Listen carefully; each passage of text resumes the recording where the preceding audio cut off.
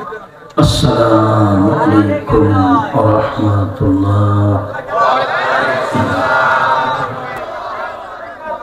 Alhamdulillahi wahda wassalatu wassalamu ala man la nabiyya ba'dah, amma ba'd. A'udzu billahi minasy syaithanir rajim. Idfa' billati hiya ahsan فإذا الذي بينك وبين عداوة كأنه ولي حميم. عن أبي هريرة رضي الله تعالى عنه قال قال رسول الله صلى الله عليه وسلم الرحمة شعلة من الرحمن فيكون الرحمن من وصلك وصلته ومن قطعت قطعته. رواه البخاري ومسلم. সম্মানিত দিনী বৈঠকের মুসলিম ভাই বোন, প্রশংসা আল্লাহর জন্য, শান্তি অবতীর্ণ হোক আল্লাহ রাসূলের উপর সাল্লাল্লাহু আলাইহি ওয়াসাল্লাম। আজকের দিনী বৈঠকে সংক্ষিপ্ত সময়ে বক্তব্যের বিষয় সদাচরণ, ভালো চালচলন। ইবাদতের জগতে সবচেয়ে ভারী নেকির ইবাদত সদাচরণ।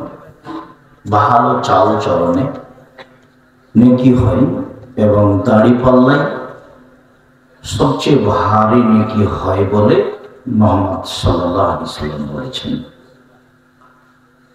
আমরা মুহাম্মদ সাল্লাল্লাহু আলাইহি ওয়াসাল্লামের কথাটা স্পষ্ট করে সামনের দিকে আলোচনা করব। আবু দারদা রাদিয়াল্লাহু তাআলা আনহু একজন বিশিষ্ট সাহাবী। উনি বলছেন, আল্লাহর নবী বলেছেন, ইন্না আফদালা শাইইন ইযা ফি মিজানিল মুমিন ইয়াউমাল কিয়ামাহ খুলুকুন হাসান। বিচারের মাঠে আদমের ছেলে মেয়ের, মুমিন পুরুষ নারীর নেকির পাল্লায় সবচেয়ে যেটা ভারী নেকি রাখা হবে সেইটা হলো সদাচরণের নেকি, ভালো চাল চলনের নেকি। ভালো চাল চলন এটা কি জিনিস? মানুষে বলে লোকটার ব্যবহার খুব ভালো, লোকটার আচার আচরণ খুব ভালো। মানুষে বলে ওর স্বভাব খুব খারাপ, ওকে আমি সহ্যই করতে পারি না। মানুষ বুঝে যে ভালো চাল চলন কাকে বলে। নইলে মানুষ তো বলে যে লোকটা খুব ভালো, এরই নাম ভালো চাল চলন, ভালো কথা, ভালো কর্ম। ইবাদতের জগতে ব্যতিক্রম ইবাদত হলো সালাত, নামাজ। সালাত এমন একটা ইবাদত যে ইবাদত কোনোদিন মানুষের সাথে আপোষ করে না। হজ করে, হজ আপোষ করে। এবছর হজ করলেন না, সামনে বার করেন, এত হলো। এবছর করেন, সেও মানুষের সাথে আপোষ করে। রোজা আপনি অসুস্থ, এখন করিয়েন না, পরে করেন, এই যে আপোষ করলো। যাকাত ফরজ বিধান, এখন দিন না, 2 মাস আগে দিয়ে দেন, 20 দিন পরে দেন, কোনো সমস্যা নেই। সালাত এমন একটা ইবাদত যে আগে পরে বুঝে না, মানুষের অসুখ বিসুখ বুঝে না। ওযু করে সালাত আদায় করতে হয় তো পানি নেই, তা এমন করে কর, মাটি নেই তো ওযু ছাড়া তেমন ছাড়াই সালাত আদায় করো। দাঁড়িয়ে সালাত আদায় করতে হয় তো দাঁড়িয়ে থাকা যায় না, তো বসে থেকে করো। বসে থাকা যায় না, শুয়ে থেকে করো। কেবলার দিকে মুখ করে সালাত আদায় করতে হয় তো কেবলা বোঝা যায় না, এমনিতেই পড়ো। পরিষ্কার কাপড় পরে সালাত আদায় করতে হয়, পরিষ্কার নেই তো যে কাপড়ে পেশাব পায়খানা হাইজে রক্ত লেগে আছে সেই কাপড় পরেই পড়ো। পরিষ্কার অপরিষ্কার কোনো কাপড়ই নেই, কারণ বশত উলঙ্গ হয়ে আছে, তো এই অবস্থাতেই পড়তেই হবে। ইবাদতের জগতে একটা ব্যতিক্রম ইবাদত সালাত। সালাত এমন একটা ইবাদত যার উপরে নির্ভর করে অন্যান্য ইবাদত। যদি বিচার মাঠে সালাত কবুল হয়, বাকি ইবাদত কবুল হবে। আর যদি সালাত কবুল না হয়, তাহলে বিচারের মাঠে বাকি ইবাদত কবুল হবে না। এর পরেও সালাতের নেকি যত ভারী, ভালো চাল চলনের নেকি তার চেয়ে হাজারো গুণ বেশি ভারী। কি দিয়ে বোঝায় আপনাকে আমি ভালো চাল চলন কি জিনিস? আল্লাহর নবী বলছেন, মানুষ হজ করলে হয়ে যায় সেই দিনের মতো যেদিন তার মাতাকে জন্ম দিয়েছে, নিষ্পাপ হয়ে যায়। হজ এমন একটা ইবাদত যে হজ যদি কবুল হয়, তাহলে মহিলা পুরুষ লোক সেই দিনের মতো হয়ে যায় যেদিন তার মাতাকে জন্ম দিয়েছে, নিষ্পাপ হয়ে যায়। এরপরেও হজের নেকি যত ভারী, ভালো চাল চলনের নেকি তার চেয়ে লাখো গুণ বেশি ভারী। কি দিয়ে বুঝাই আপনাকে আমি ভালো চাল চলন কি জিনিস? একটু আবু হুরায়রা রাদিয়াল্লাহু তাআলা আনহু বলেন, একদা আল্লাহর নবী আমাদেরকে বললেন, আল্লাহ আদুল্লুকুম মা ইয়ামহুল্লাহু বিহি আল খাতায়া, আল্লাহ মা ইয়ামহুল্লাহু বিহি আল খাতায়া। আচ্ছা সঙ্গী সাথী, আমি কি তোমাদের একটা কথা বলে দিব না যাতে পাপ মিটে যাবে, মান বেড়ে যাবে? সঙ্গী সাথী, আমি কি তোমাদের একটা কথা বলে দিব না যাতে পাপ মিটে যাবে, মান বেড়ে যাবে? তো সাহাবীগণ বললেন, বলা হ্যাঁ বল, তো ভালোই তো কথা, আমরাও তো সেটা জানতে চাচ্ছি, পাপ মিটে যাবে, মান বেড়ে যাবে, কি সেটা বলেন। তখন তিনি বলছেন, দেখো, এক ইসবাগুল ওযু, ভালো করে ওযু করলে পাপ মিটে যায়, মান বেড়ে যায়। দুই, পায়ে হেঁটে মসজিদে গেলে পাপ মিটে যায়, মান বেড়ে যায়। তিন, সালাতের জন্য অপেক্ষা করলে পাপ মিটে যায়, মান বেড়ে যায়। হাদিস বুখারী মুসলিম। এই কথাটা আবার আমাদের নবী মুহাম্মদ সাল্লাল্লাহু আলাইহি সাল্লামকে একদা আল্লাহ বলছেন, হাদিসে কুদসি আল্লাহ বলছেন, মুহাম্মদ হাল তাদরি ফিমা ইয়াখতাসিমুল বালাউল আলা, উপরে কি নিয়ে হইচই হচ্ছে এইটা কি আপনি বলতে পারেন? তো আমাদের নবী বলছেন, না, হ্যাঁ আমি বলতে পারি। ফিল কাফারাত, মানুষের পাপ মিটে যাবে কিসে, মান বেড়ে যাবে কিভাবে, এই নিয়ে কথা হচ্ছে। কিভাবে মান বেড়ে যাবে, কিভাবে পাপ মিটে যাবে, এই নিয়ে কথা হচ্ছে। এক, ইসবাগুল ওযু, কথা হচ্ছে উপরে ফেরেশতাদের মাঝে যে সুন্দর করে ওযু করলে পাপ মিটে যাবে, মান বেড়ে যাবে। দুই, সালাতের পরে মসজিদে বসে বসে তাসবিহ তাহলিল জিকির আজকার করলে পাপ মিটে যাবে, মান বেড়ে যাবে। তিন, পায়ে হেঁটে মসজিদে গেলে পাপ মিটে যাবে, মান বেড়ে যাবে। এই নিয়ে কথা হচ্ছে। এরপরে আল্লাহ তাআলা বলেন, দেখো মুহাম্মদ, এমন কাজটা যে করলো আশা বেখাইল মাতা বেখাইল, এখন তার বেঁচে থাকা ভালো, তার মরে যাওয়া ভালো, তার বেঁচে থাকা ভালো, তার মরে যাওয়া ভালো। এরকম কাজ যে করে তার বাঁচাও যতটুকু, মরাও ততটুকু, উভয়ই ভালো, সমান। এখনো থামেননি। এরপরে বলছেন, দেখো, ওয়াকানা মিন খাতিয়াতিহি কায়ামিন ওয়ালাদাতহু উম্মুহু, এরপরে লোকটা হয়ে যায় সেই দিনের মতো যেদিন তার মা তাকে জন্ম দিয়েছে, নিষ্পাপ হয়ে যায়। সুন্দর করে ওযু করলে এক, পায়ে হেঁটে মসজিদে গেলে দুই, সালাতের পরে বসে বসে তাসবিহ তাহলিল জিকির আজকার করলে তিন, পাপ মিটে যায়, মান বেড়ে যায়। বেঁচে থাকা ভালো, মরে যাওয়া ভালো, বেঁচে থাকা ভালো, মরে যাওয়া ভালো। লোকটা হয়ে যায় সেই দিনের মতো যেদিন তার মাতাকে জন্ম দিয়েছে, নিষ্পাপ হয়ে যায়।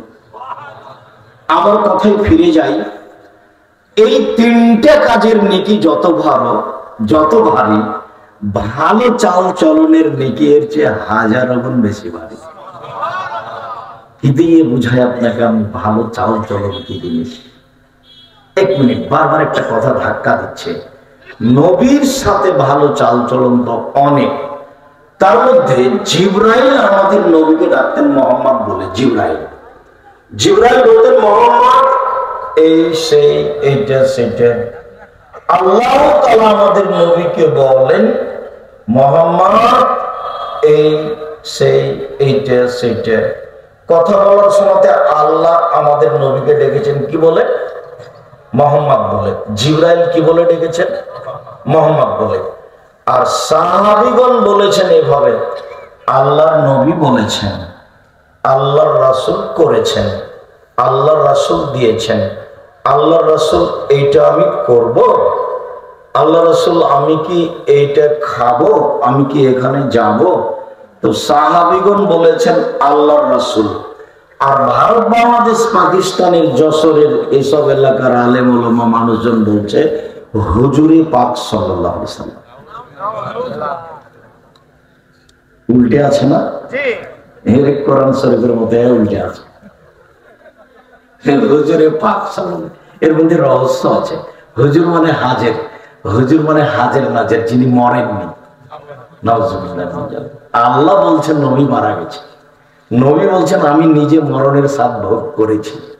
আয়েশা রাদিয়াল্লাহু তাআলা আনহা বলছেন আল্লাহর নবী আমার কোলে মারা গেছেন, দাদা হাকে নাতে অজাকে নাতি, আমার উরু, রান এবং থুতনির এই দুই অংশের মাঝে তিনি আমার কোলে ছিলেন। সামনে একটা পানির বাটি ছিল, তিনি পানি নিয়ে খুব গায়ে জ্বর, এত গায়ে জ্বর, তার গায়ে জ্বরের কারণে আমার উরু রান তাপে ফেটে যাচ্ছে। কথা আয়েশা রাদিয়াল্লাহু তাআলা তার নিজস্ব বিবরণ। তিনি বলছেন যে সামনে একটা পানি ছিল বাটিতে, বারবার পানিটা নিচ্ছেন হাতে আর এইভাবে মুখের উপরে মুছে দিচ্ছেন, মানে মুখটা ঠান্ডা করতে চাচ্ছেন। একবার দেখলাম যে তিনি হাতটা দিলেন বাটিতে, তারপর উঠাচ্ছেন কিছু দূর আসলো, একটু হাতটা কাঁপছে, তারপর হাতটা পড়ে গেল, তার হাতটার মুখ পর্যন্ত আসলো না। তখন তিনি বলছেন আল্লাহ তুমি আমাকে উঁচু সম্মানীদের সাথে মিলিয়ে দাও। এই কথা বলে তিনি দুনিয়া থেকে চলে গেলেন। তার চোখের সামনে, আয়েশা রাদিয়াল্লাহু তাআলার চোখের সামনে মুহাম্মদ সাল্লাল্লাহু আলাইহি ওয়াসাল্লাম দুনিয়া থেকে চলে গেলেন। তারপরে এক শ্রেণীর মানুষ বলছে যে মরেনি। সেই জন্য হলো হুজুরে পাক সাল্লাল্লাহু আলাইহি ওয়াসাল্লাম।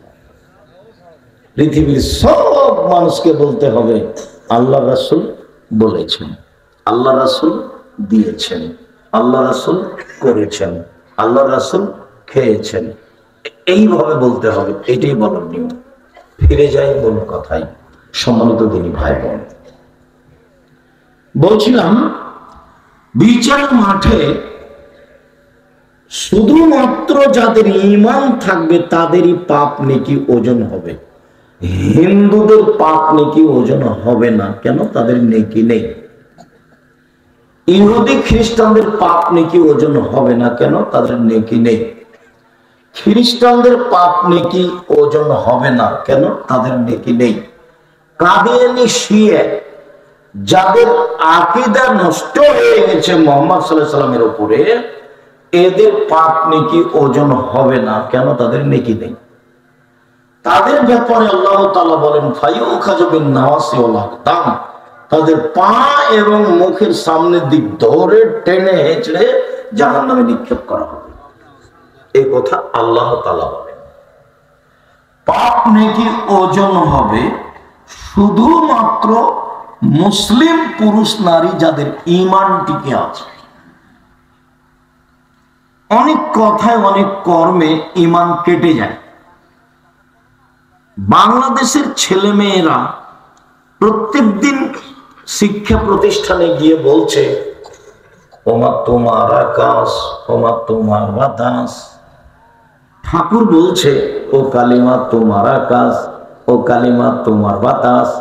আমি বললাম তোর বাপের আকাশ।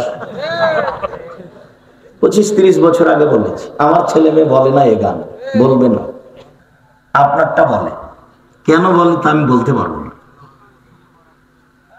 মুসলমানের সবচেয়ে বড় শত্রু, ভারত বাংলাদেশ পাকিস্তানের সবচেয়ে বড় শত্রু দালাল ঠাকুর, রবীন্দ্রনাথ ঠাকুর।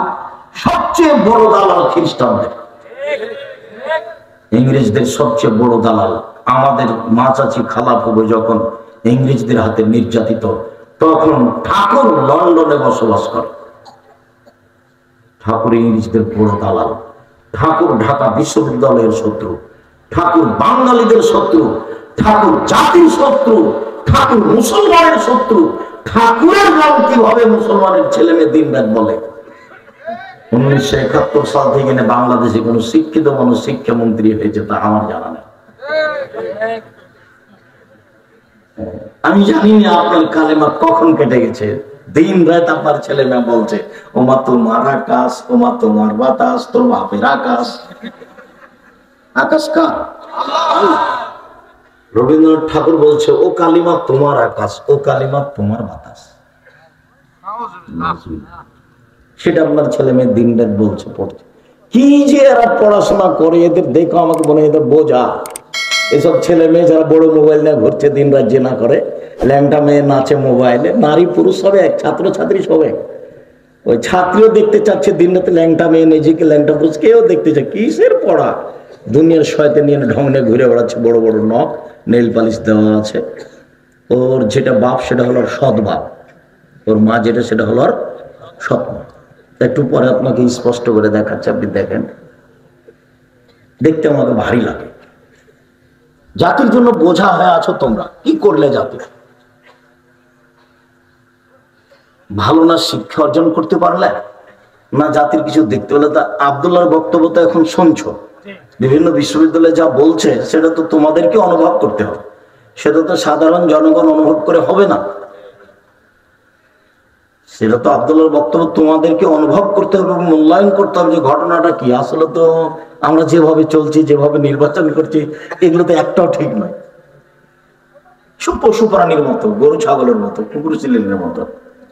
বুঝেও বুঝে না ওরা, অন্তর আছে বুঝে না, দেখেও দেখে না ওরা, চক্ষু আছে দেখে না, শোনেও শোনে না ওরা, কান আছে শোনে না। উলাইকা কালানাম, তারা পশু প্রাণীর মতো, তারা গরু ছাগলের মতো, তারা কুকুর শরীরের মতো, বালু মাজাল বরং তার চেয়ে খারাপ। আল্লাহ বলছেন মানুষকে যে কুকুর শরীরের মতো। ওই জীবন আমাদের জীবন না, ভালো বুঝতে পারলাম না মন্দ বুঝতে পারলাম, আসা আর যাওয়া সমান, পশু প্রাণীর মতো। দুনিয়াতে আসলাম, কি যে করলাম, তারপর চলে গেলাম, কি যে করে গেলাম বুঝলাম না। গরু ছাগল আসে চলে যাই, ওর আর কি বুঝাচ্ছে? আল্লাহ বলছেন যে আমরাও তার মতো, গরু ছাগলের মতো, কুকুর শ্রীর মতো। বিবেচনা করতে পারলাম না। আমার ছেলে মেয়ে আমার বিশ্ববিদ্যালয়, আমার প্রতিষ্ঠানে ঠাকুরের গান গায়, আমি অনুভূতিতে নিয়ে আসতে পারলাম না। আমি আমার শিক্ষিত এই মানুষ, এই হেডমাস্টার, এই জাতিকে যদি আমি মূর্খ প্রমাণ করতে না পারি, জাতির সামনে বক্তব্য দেব না। 30 বছর থেকে বলে আসছি, জাতির যদি রাস্তাঘাট করে দিতে না পারি, জাতির যদি স্কুল কলেজ করে দিতে না পারি, জাতিকে চূড়ান্ত সঠিক ধর্ম দিতে পারবো ইনশাআল্লাহ। ধর্মের ব্যাপারে জাতিকে ফাঁকি দিয়ে পরকাল হারাতে রাজি নই। মাঝাব পড়ি না, হানাফি মাঝাব, সাফি মাঝাব, ওই পাতা পড়ি না। 90 সাল থেকে নিয়ে এখন পর্যন্ত কোনো মাঝাব নিয়ে একটা বাক্য বলিনি। পুরো 90 সাল থেকে নিয়ে এখন পর্যন্ত বক্তব্য চ্যালেঞ্জ আছে। আপনাকে নিয়ে, আপনার মাঝাবকে নিয়ে আমি ওই পাতাই পড়ি না। মানুষের বদনাম নিয়ে আমি ঘুরি না। আপনি যদি ইউটিউবে আমাকে ধুয়ে ছেড়ে দেন, তা আমি আপনার নামটা নিব না। আপনার নামটাই নেওয়া আমার কাছে ভারী। আপনার বিরুদ্ধে কথা বলা তো বহু দূরের কথা।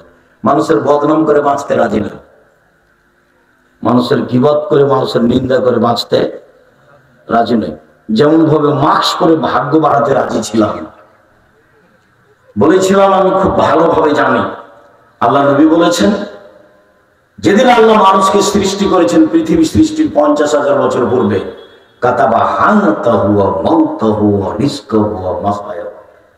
সেদিন আল্লাহ 4টে জিনিস লিখে দিয়েছেন। এক মরণ, 2 জীবন, 3 রুজি, 4 রোগ ব্যাধি। সেই দিন যদি আমার নামে করোনা লেখা থাকে, আর আজ যদি আমি পাথরের ভিতরে ঢুকে যাই, মাস্ক কেন, তবুও করোনা আমাকে ধরবে। এইভাবে আমি ভাগ্যকে বিশ্বাস করি। সেই দিন যদি আমার নামে করোনা না লেখা হয়ে থাকে, আজ যদি যার গায়ে করোনা হয়েছে আমি তার গায়ের সাথে গা মিলিয়ে বাকি জীবন থাকে, আমাকে করোনা ধরবে না। যার কারণে আমি তখন বলেছিলাম যে যার করোনা হয়েছে তার সাথে আমি একসাথে খেতে রাজি, এক প্লেটে। কেউ যদি করোনায় মারা যায় তাহলে আমি তার গোসল দিব, জানাজা দিব, কাফন দাফন করব, সবকিছু করবো ইনশাআল্লাহ। এতে যদি আমাকে করোনা ধরে, আমি বলবো না যে এর কারণে ধরেছে, আমি বলবো লেখা ছিল সেই জন্য ধরেছে। বিমানে উঠেছি তো আমার তো মাস্ক নাই, সবারই মাস্ক আছে। এখন বিমানবালা মেয়েটা বলছে যে মাস্ক লাগান, ওই যে ধৈর্য ধারণ করো, মাস্ক লাগান, এই যে একটু ধৈর্য ধারণ করো, মাস্ক লাগান, এই যে দেখো চাপাচাপি করো না। আমি মাস্ক দিয়ে ভাগ্য বাড়াতে রাজি নই। আমি যখন উঠছিলাম তখন তুমি দেখোনি, তখনই তো তুমি আমাকে নামিয়ে দিতে পারতে। তোমারই তো চাকরি থাকা ঠিক নয়, তুমি আমাকে দেখে উঠলে না কেন? যখন আমি দুবাই নেমেছি তখন আমাকে তাড়াহুড়া করে বলছে যে মাস্ক লাগান আগে। 3000 দিরহাম জরিমানা, 3000 দিরহাম মানে প্রায় লাখের মতো। তাই আমি বললাম যে জরিমানা আগে লাগুক তো, তারপর দেখা যাবে কি। প্রায় 1 মাস মতো থাকলাম, জরিমানা লাগেনি।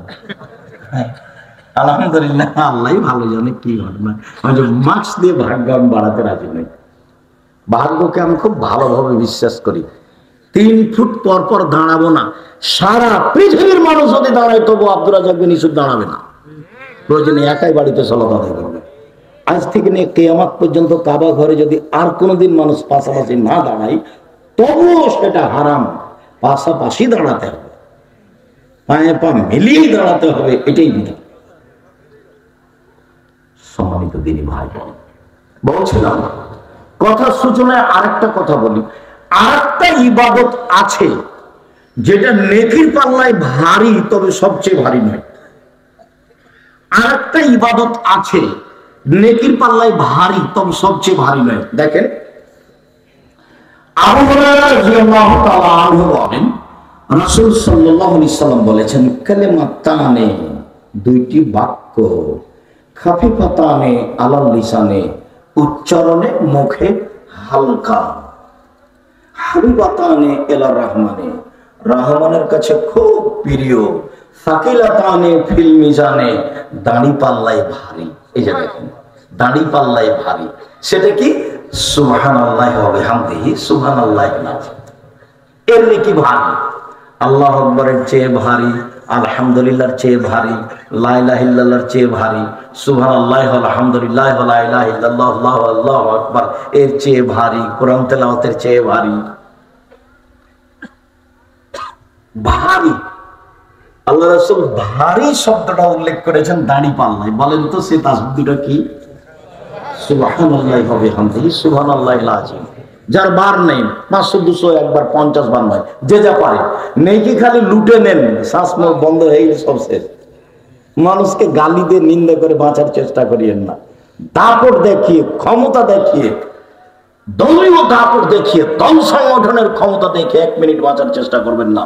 ফেরাউন ডুবে গেছে 1500 বছর পরে। আর আপনাদের নেত্রী 45 মিনিট মাত্র বয়স, 45 মিনিট ছেড়ে দিতে হবে দেশ। কত সময়? 45 মিনিট। জি, ক্ষমতা দেখিয়ে কিছু করবেন না জীবনে। এমন সময় আসবে, আল্লাহ বলছেন, আল্লাহ নবী বলছেন যে ইন্নাল্লাহা লা ইউমলি লিজালিম, জালেমকে আল্লাহ সুযোগ দেন জুলুম করতে। করো করো করো, ফেরাউন করো 1500 বছর। তারপরে যখন আল্লাহ ধরবেন তখন ছাড়বেন না, মাত্র 45 মিনিট। দেখবেন ক্ষমতা কাকে বলে। দেখেন না আপনি, খুলনার অঘোষিত সম্রাট ইরশাদ শিকদার মেয়ের মাথায় হাত দেওয়ার মতো সুযোগ করতে পারেনি, ক্ষমতা বিলীন হয়ে যায়। দলীয় দাপটে অর্থ সম্পদের দাপটে, মুখের দাপটে মানুষকে অপমান করবেন না, ক্ষতি করবেন না, মানুষকে জেল হাজতে দিবেন না, দরকার নেই, মামলা করবেন না। মান সম্মান আপনার কে খেয়ে নিয়েছে এটা আপনি দেখবেন না, প্রতিশোধ নিবেন না, প্রতিশোধের পাতা ছেড়ে দেন। প্রতিশোধ নাই জীবনে। মুহাম্মদ সাল্লাল্লাহু আলাইহি ওয়াসাল্লাম কোনদিন প্রতিশোধ নেননি। যা হবে হবে। কি হবে? দুদিন পরে মরতাম, দুদিন আগে মরলাম, মাস্ক দিয়ে মরবো না, দেখি আগে মরে দুদিন কি আছে।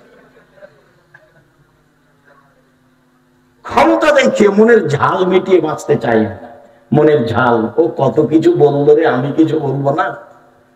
কই আমার তো কেমন কিছু লাগে না। যখন আমাকে খুব গালি দেয় মোবাইলে, একবারে মা বোন বলে উল্লেখ করে গালি দেয়, তারপরে যখন গালি শেষ করে তখন আমি আবার রিং দিয়ে বলি, ভাইজান আপনার কি মোবাইলে টাকা শেষ হয়ে গেল, আরো কিছু বলতেন নাকি?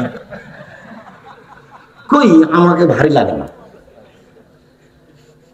কিছুদিন আগে দেখছি আব্দুল্লাহকে কঠিন ভাবে বলছিল, তো আমাদের পাশে বলা বলি করছে, ওর আম্মার সাথে কথা বলছে, তখন ওর আম্মা বলছে, আব্বু মুখ বন্ধ করবা, মানুষের উত্তর দিতে হবে না, পিছন দিকে ঘুরে তাকাবা না কোনোদিন।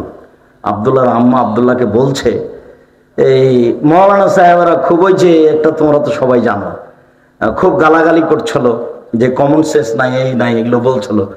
তখন বলছে যে আম্মু কি করা যায়? তখন বলছে ওর আম্মা, আব্বু মুখ খুলবো না, পিছন দিকে তাকাবো না কখনো কোনোদিন। পিছন দিকে লক্ষ্য করার জন্য আমি তোমাদের মানুষ করিনি। জাতিকে সামনে রাখবা, জাতিকে পিছনে রেখো না। মুখ খুলবো না কোনোদিন মানুষের ব্যাপারে, মুখ খুলিনি। সম্মানিত দিনী ভাই বোন, বলছিলাম সদাচরণ। ইবাদতের জগতে সবচেয়ে ভারী ইবাদত সদাচরণ। আগামীকাল সন্ধ্যা হতে হতে ঝগড়া গন্ডগোল আপনার ভাইয়ের সাথে, আপনার ভাইয়ের কারণে হয়েছে, আপনার ভাই বড় আর আপনি ছোট, ক্ষমা আপনাকে নিতে হবে, এর নাম সদাচরণ। মহিলা মানুষ আপনারা দুই জাত বা দুই বোন, যা বুঝেন আপনারা, যা বুঝেন। তো তো বড় জায়ের কারণে গন্ডগোল বেঁধেছে, কথা বন্ধ আছে 2 মাস 6 মাস থেকে, ঝগড়া করেছে বড় যা, গালি দিয়েছে বড় যা। ছোট যাকে আজকেই ভোর হতে হতে, আগামীকাল সন্ধ্যা হতে হতে বড় যার হাত ধরে ক্ষমা নিতে হবে, নিতেই হবে, আপনি নিতে বাধ্য। এর নাম সদাচরণ। তাহলে দাঁড়ি পাল্লায় নেকি সবচেয়ে ভারী নেকি হবে। আপনারই কাজ, আপনাকে করতে হবে। কথা বলা বন্ধ করা যাবে না, মানুষের সাথে সম্পর্ক দুর্বল করা যাবে না। হিন্দু হোক না কেন প্রতিশোধ নিতে হবে না। প্রতিশোধ নেই, প্রতিশোধের পাতা একবারে ছিঁড়ে দেন। অভিমান করলে শয়তান সুযোগ পায়, প্রতিশোধ নিলে শয়তান সুযোগ পায়। অভিমান কি? স্ত্রী স্বামীকে বলছে, কতদিন তোমাকে বললাম আমাকে একটু যশোর শহরে টাউনে নিয়ে গেলে না, কতদিন তোমাকে আমি বললাম একটা ভালো বেশি দামের কাপড় শাড়ি নিয়ে দিলে না।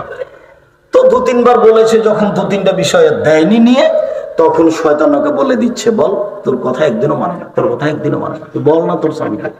শয়তানের কাজই এটা। তাহলে একদিন বলছে, তুমি তো আমার কোনো কথাই মানো না, তোমার সাথে সংসার করে কি হবে, তুমি আমাকে ছেড়ে দাও। ছেড়ে দাও মানে কি বলিস তুই? তোকে তালাক দিলে হয়ে দেবো, এক্ষুনি তালাক দাও না তুমি, তো যা তুই চলে যা, চলে যা, তুই চলে, তোর বাড়িতে আমি একদিনও থাকবো না, এখনই বিদায় দে। এগুলো কে বলাচ্ছে বলেন তো দেখি? শয়তান বলাচ্ছে। তখন নিরুপায় হয়ে বলেছে, ঠিক আছে 1 তালাক 100 তালাক 1000 তালাক যা, এভাবে বলেছে। বাচ্চা ছিল 3টে ছেলে মেয়ে, শয়তান তো করিয়ে নিয়েছে। যেমন বলেছে তোকে 1000 তালাক দিলাম, তেমনি শয়তান চলে গেছে। তখন বলছে, ইন্না লিল্লাহি, এবার কি হবে? 3টে ছেলে মেয়ে যে, তো জিজ্ঞাসা করো। তো বলছে 1 রাতের জন্য বিবাহ দিতে হবে ভাই। আরো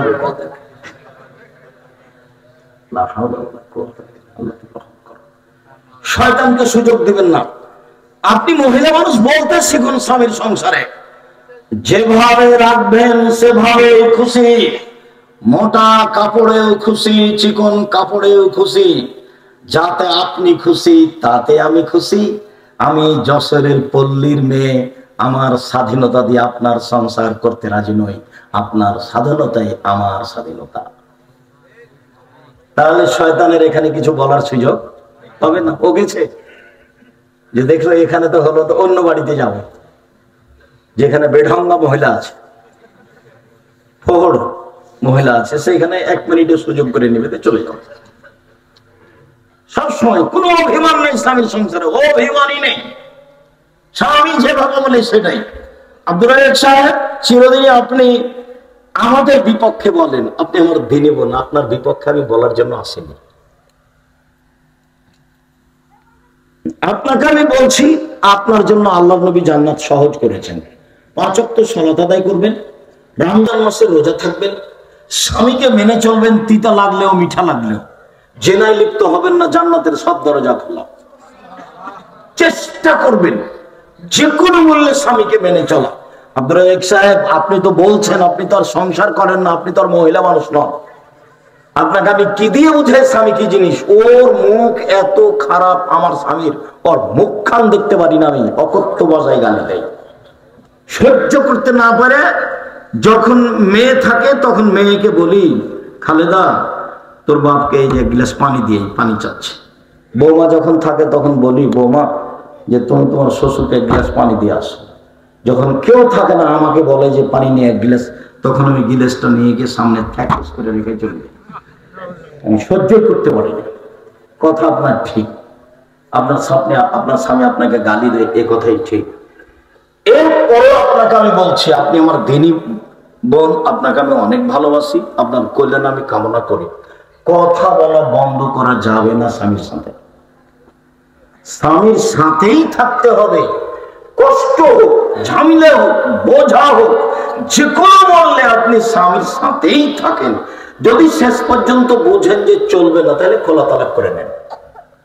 ঝুলন্ত অবস্থায় একদিন কাটাবেন না, ঝুলন্ত অবস্থায় সংসার করতে হবে না। আপনি আমার পরামর্শ গ্রহণ করেন, যতই কষ্ট হোক আপনি তারই সাথেই থাকেন। শেষ পর্যন্ত বুঝেন যদি চলা যাবে না, তাহলে আপনি কাজের কাছে গিয়ে খোলা তালাক করে তার কাছে পাঠিয়ে দেন, চেয়ারম্যানের কাছে পাঠিয়ে দেন। 30 দিন পরে বিবাহ বসবেন অন্য জায়গাতে, কোনো সমস্যা নেই। খোলা তালাকের জন্য 1 মাস সিদ্ধ, কোনো সমস্যা নেই। আমি আপনাকে বলছি, আপনি স্বামীকে মেনেই চলেন। আর জেনায় যদি কোনোদিন লিপ্ত হয়ে থাকেন, জেনা হয়ে গেছে, তা আল্লাহকে বলেন, আল্লাহ আমার ভুল হয়ে গেছে, কান্নাকাটি করেন, আপনি ভালো পর্যায়ে চলে যাবেন। 4টা কাজ, জান্নাতের সব দরজা খোলা। জাহান্নামে নারী যাবে, এটা একাধিক হাদিস দ্বারা প্রমাণিত। জাহান্নাম বলতেই নারী, আবার নারী জান্নাতে যাবে তার জন্য পথ সহজ, এ কথাও নারী। এটাও মুহাম্মদ সাল্লাল্লাহু আলাইহি ওয়াসাল্লাম বলছে। যখন তিনি বললেন যে নবীগণ জান্নাতে যাবেন, তারপরে বলছেন শহীদেরা জান্নাতে যাবে, তারপরে বলছেন সত্যবাদীরা জান্নাতে যাবে, তারপরে বলছেন মহিলারা জান্নাতে যাবে। এখানে আমাদের সিরিয়াল নেই, কিন্তু আপনার সাথে আর একটা কথা লাগানো আছে।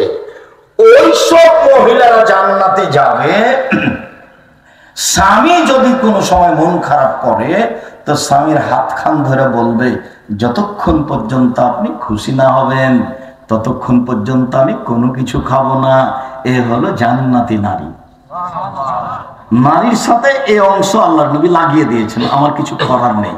আবার শোনেন, 1, নবীগণ জান্নাতে যাবেন, 2, শহীদেরা জান্নাতে যাবে, 3, সত্যবাদীরা জান্নাতে যাবে, 4, মহিলারা জান্নাতে যাবে। এই পর্যন্ত হলে তো ভালোই ছিল। এখন পরে যেটুকু আল্লাহর নবী লাগিয়ে দিয়েছেন সেটুকু তো আমাদের কিছু করার নেই। সেটুকু হলো এই যে কোন সময় যদি স্বামী অসন্তুষ্ট হয় তাহলে স্বামীর হাত ধরে বলতে হবে, যতক্ষণ পর্যন্ত আপনি খুশি না হবেন, রাজি না হবেন, ততক্ষণ পর্যন্ত আমি কোনো কিছু খাবো না। এ কথা তো আমি বলি, এ কথা মুহাম্মদ সাল্লাল্লাহু আলাইহি ওয়াসাল্লাম বলেছেন। তার মানে আপনার আনুগত্যেই জান্নাত রয়েছে, এটাই ঠিক।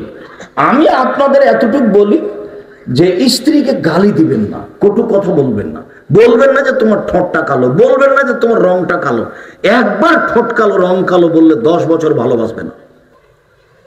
খুব আঘাত লাগে, খুব আঘাত পায় কম বুদ্ধির মানুষ। আমি এই কথা বলি না, আল্লাহ নবী বলেছেন। কাজেই যেহেতু আল্লাহ বলছেন আমি তোমাদের স্ত্রীদেরকে শান্তি তৃপ্তির জন্য সৃষ্টি করেছি। আপনি বিছানা যদি মখমল দিয়ে সাজান তবু শান্তি তৃপ্তি হবে না বউ ছাড়া। যেমনি উন্নত মানের খাওয়া পানি তৈরি করেন না কেন শান্তি তৃপ্তি হবে না স্ত্রী ছাড়া। যেভাবেই বাড়ি ঘর বানান না কেন আল্লাহ জান্নাত তৈরি করেছেন কিন্তু নারী ছাড়া সুন্দর করেননি, নারী দিয়েই সুন্দর করেছেন। আর এত বলা বলেছেন নারীদের ব্যাপারে কোরআন মাজিদে, ওরা এত সুন্দরী, ওরা এত সুন্দরী, ওরা এত সুন্দরী। ওদেরকে দেখে মনে হবে ঝিনুকের মধ্যে লুকানো মুক্তা। ওদেরকে কোনোদিন কোনো পুরুষ স্পর্শ করেনি, ওদেরকে কোনোদিন কোনো জিন স্পর্শ করেনি। ওদের মাথায় থাকবে লম্বা লম্বা কোঁকড়া কোঁকড়া কুচকুচে কালো চুল, ওদের চক্ষু হবে টানা টানা লম্বা লম্বা ডাগর ডাগর। সুন্দরী হওয়ার জন্য যত পথ ঘাট আছে সব তাদের কাছে আছে। তার মানে আল্লাহ তাআলা জান্নাত সাজিয়েছেন নারী দিয়েই, যেটা আপনার জন্য অপেক্ষা করছে। তা আপনি তো দুনিয়াতে ল্যাংটা মেয়ে দেখে চক্ষু ঠান্ডা করলেন, কলিজা ঠান্ডা করলেন, জান্নাতের সহজ করলেন বড় মোবাইলে দেখে, টিভিতে দেখে। তো এখন জান্নাতের গুলো কেমনে পাবেন? জীবনটা 16 আনায় মিছে হয়ে গেল। যে এই ছেলে তোমাদের মনে নাই ওই যে বাবু আর মাঝি, শেষ পর্যন্ত নৌকা যখন হেলে উঠেছে তখন মাঝি বলছে বাবু সাঁতার জানো বাবু? তখনও তো বলছে সাঁতার জানে না। না রে বাবু না, তো আমি সাঁতার জানি না। তখন বলছে এখন দেখি বাবু তোমার জীবন 16 আনায় মিছে। তুমি যে দুনিয়াতে এভাবে মেয়ে দেখে চক্ষু ঠান্ডা করলে, কলিজা ঠান্ডা করলে, এভাবে টিভি দেখছো, মোবাইল দেখছো, তো হলো একটা বাক্য। আমি সামনের দিকে যাই, একটা বাক্য শুনে রাখো। জাবের রাদিয়াল্লাহু তাআলা আনহু বলেন যে আমি একদা আল্লাহর নবীকে জিজ্ঞাসা করলাম, আল্লাহর নবী হঠাৎ যদি কোনো মহিলার উপরে চোখ পড়ে যায় তাহলে কি করবে? এটা জিজ্ঞাসা। হঠাৎ যদি কোনো মহিলার উপরে চোখ পড়ে যায় তাহলে কি করব? দেখেন আল্লাহ নবী আমাকে আদেশ করলেন আন আসরিফা বাসারি, যে আমি আমার চোখটা মুখটা ফিরিয়ে নেব। তা আপনি টিভি দেখছেন, রং মাখানো মেয়ে খবর পড়ছে, আর আপনি তার মুখের উপরে চোখ লাগিয়ে আছেন, তখন আপনি পরেজগার। মাথায় টুপি আছে, এসার সালাত আদায় করে এসে আপনি দোকানে আড্ডা ফিরছেন, বসে আছে, বড় টিভিতে ল্যাংটা মেয়ে নাচছে, আপনি চোখ লাগিয়ে আছেন, গান শুনছেন, তখন আপনি পরেজগার। কি দিয়ে আপনি বুঝলেন? এত নোংরা চরিত্র, এত খারাপ স্বভাব, এত অভ্যাস খারাপ, এত খাসলত খারাপ, এত স্বভাব খারাপ, তারপর আপনি পরেজগার কি করে? তারপর আপনি জান্নাতের মেয়ে ভোগ করতে যান কি করে? জি না, হযরত নারী শাহওয়া জাহান্নাম ঘেরা আছে মনের ইচ্ছা দিয়ে, ও হযরত জান্নাতুল মাকারে জান্নাত ঘেরা আছে নিয়ম নীতি ত্যাগ তিতিক্ষা কষ্ট ক্লেশ দিয়ে। জান্নাত পাওয়া খুব টাল ব্যাপার, জাহান্নাম সহজ, সহজে জাহান্নাম পাওয়া যায়। মন মতে চলে জান্নাত পাওয়া যায় না। সম্মানিত তিনি ভাবেন যে যেখানে আছেন আমাকে দেখতে পান আর না পান, দয়া করে কালকে রাত্রে কোথায় যেন গাজীপুর টাঙ্গাইলে বক্তব্য দিচ্ছিলাম, জায়গাটা ছিল খুব সুন্দর, অনেক বড়, মাঠটা ছিল পরিপূর্ণ, এক জায়গায় বসে আছে অনেক মানুষ। আব্দুর রহিম ছিল গতকালকে। তা আজকের আপনাদের জায়গাটা বড় নয় মনে হয়, কত মানুষ কষ্টে দাঁড়িয়ে আছে, কেউ দেখতে পাচ্ছে না, কেউ উঁচু নিচু। এর চেয়ে সুন্দর জায়গা করতে হবে মাস্কুর আলম, এর চেয়ে সুন্দর জায়গা করতে হবে প্রোগ্রাম। সম্মানিত দিনী ভাই বোন, আল্লাহ তাআলা বলেন এবার ধারাবাহিক শুরু হলো সদাচরণ। খুব খেয়াল করে থাকবেন, প্রথমে হবে আমি আর আপনি, তারপরে হবে মেয়েরা, আপনার মেয়ে, তারপরে হবে আপনার স্ত্রী। আপাতত এই তিনটে নিয়ে আমরা অল্প সময় কথা বলবো। চলেন আমি আর আপনি, সকল মানুষ। আল্লাহ তাআলা বলেন ইদফা বিল্লাতি হি আহসান। মুহাম্মদ সাল্লাল্লাহু আলাইহি সাল্লাম, আপনি যখন মানুষের সাথে কথা বলবেন তখন মানুষ যা বলেছে আপনি তার চেয়ে উত্তম বলবেন। জীবনে কোনোদিন প্রতিপক্ষ যা বলেছে তার চেয়ে যেন আপনারটা ভারী না হয়, আপনারটা যেন শক্ত না হয়, আপনারটা যেন খারাপ না হয়। আজ থেকেই শেষ, তওবা করে উঠতে হবে। ক্ষমতা দেখে 1 মিনিট বাঁচতে চাইবে না, দলীয় দাপটে 1 মিনিট বাঁচতে চাইবে না। খ্রিস্টান আব্রাহাম লিঙ্কনের কাল্পনিক পদ্ধতিতে দল করতে গিয়ে ইহকাল পরকাল হারিয়ে ক্ষমতা দেখায় না। এটা তোমার একটা আস্ত বোকামি। এই বোকামি ছাড়া কিছুই না, এর ফলাফল জিরো। যারা অতিথি ছিল তাদের দেখো কি করবে তুমি ক্ষমতা দিয়ে। 47 বা 97 হাজার কোটি টাকা ব্যাংক থেকে নিয়ে নিয়েছে। এটা দিয়ে তুমি কি করতে চাইলে, কি ক্ষমতা দেখালে? আমি যেটা বলেছি সেটাই সবচেয়ে ভালো। যুবক মনে রেখো, আমি বলেছি চকলেট বিক্রি করে খাবো, লোন নিয়ে ব্যবসা করব না। লাগবে না। কলা বিক্রি করে খাবো, লোন নেওয়া লাগবে না। নইলে দিন মজুরি করে খাবো, সন্ধ্যায় 500 টাকা পাবো, এটা আমার 5000 কোটি টাকা। আমি আমার মতো আমার স্ত্রীকে নিয়ে পরামর্শ করে খাবো, সন্ধ্যাতে আমার হিসাব নিকাশ শেষ। হিসাব নিকাশ ছাড়া ঘুমিয়ে গেছি সন্ধ্যা হলে, মারা যায় তো আলহামদুলিল্লাহ, যদি সকাল হয় তো আলহামদুলিল্লাহ। সম্মানিত দিনী ভাই বোন, 4টা জিনিস মনে রাখেন। 1, 5 ওয়াক্ত সালাত, 2, হালাল রুজি, 3, কোরআন তেলাওয়াত।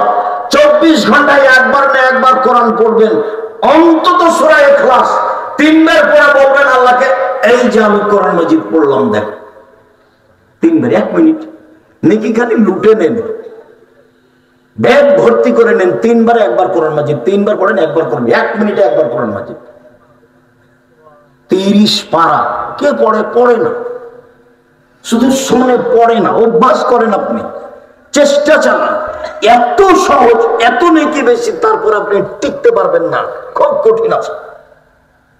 নিয়মিত টিকা খুব কঠিন। 4, আড্ডা পিটবেন না। আড্ডা পিটা চিরদিনের জন্য হারাম। দোকানে বসে আড্ডা পিটবেন না। এখন তো মানুষের স্বভাব হয়ে গেছে, একবারে খাসলত খারাপ, একবারে রাত 12টা 1টা পর্যন্ত টিভির সামনে বসে থাকছে, গল্প চলছে পাড়ায় পাড়ায়, পল্লীতে, গ্রাম অঞ্চলে, নিবিড় পল্লীতে টিভি চলছে, সব বসে আছে যুবকরা। ওর বাপ মা নাই, ওটা ওর বাপ না, ওটা হলো ওর সৎ বাপ। ওর মা নেই, ওটা হলো ওর সৎ মা। নইলে ওকে খোঁজ করে না কেন, দেখে না কেন? এই ছেলে, তোমার বোন এখানে আছে, তোমার বোনের নখটা বড় আছে আর নখে নেইল পালিশ দেওয়া আছে, বলো যে এটা তোমার নিজের মা। বলো, কেন সৎ মা বুঝো না নাকি? দেখো দেখো তো সৎ মা, এখানে তোমার মা বসে আছে, তো তোমার নিজের বোন আসলো একটা তোমার মায়ের কাছে, তখন তোমার মা বলছে আম্মু আসো, আম্মু আসো, আম্মু আসো, বসো বসো, এটা খাও, এটা খাও। ইতিমধ্যে তোমার সৎ বোন চলে এসেছে ওদিক থেকে, তখন তোমার মা বলছে এখন আলি কেন, এখন আলি কেন, যা বসো, এখানে আলি কেন। এলো সৎ মা। বুঝো না সৎ মা কাকে বলে? আব্দুর রাজ্জাক সাহেব, সবার কি, সবার না হলো প্রায়। তো তোমার বোনের নখ বড় থাকলেই তোমার সৎ মায়ের কি, আর ছোট থাকলেই কি?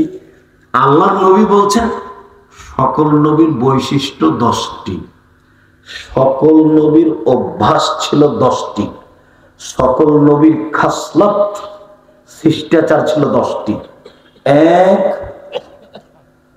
মোচ কেটে ফেলা, 2, দাড়ি বড় করা, 3, মেসওয়াক করা, 4, পেশাব পায়খানার পরে পানি দিয়ে পবিত্রতা অর্জন করা, 5, নখ কেটে ফেলা, 6, বগলের লোম উঠিয়ে ফেলা, ব্লেড নয়, 7, নিচের লোম পরিষ্কার করা ঊর্ধ্বে টাইম 40 দিন। পুরুষ নারী একই হুকুম, যেভাবে সহজ, যেভাবে সম্ভব, যা দিয়ে সম্ভব, যা দিয়ে সহজ, পুরুষ নারী একই হুকুম। এগুলো সব নবীদের বৈশিষ্ট্য, সব নবী। ইব্রাহিম আলাইহিস সালাম তাই, ইউসুফ আলাইহিস সালাম তাই, আদম আলাইহিস সালাম তাই, ইদ্রিস আলাইহিস সালাম তাই, মুহাম্মদ সাল্লাল্লাহু আলাইহি ওয়াসাল্লাম তাই। সব নবীর এগুলো অভ্যাস, এগুলো শিষ্টাচার, এগুলি খাসলত। পেশাব পায়খানা পরে পানি দিয়ে পবিত্রতা অর্জন করতেন সব নবী। পানি না থাকলে ঢের টিস্যু পেপার, বাস। আবার ঢের টিস্যু পেপার আগে, তারপরে পানি, এটা মিথ্যা। আবার পানি নাই তখন ঢের টিস্যু পেপার, হ্যাঁ ভালো। 40 কদম, এটা নোংরামি। পায়ের উপরে পা উঠানো, খক খক করে কাশা, এটা হলো শরম না থাকার প্রমাণ। এটা তো বিধান নয়, কোন নবী এরকম করেননি।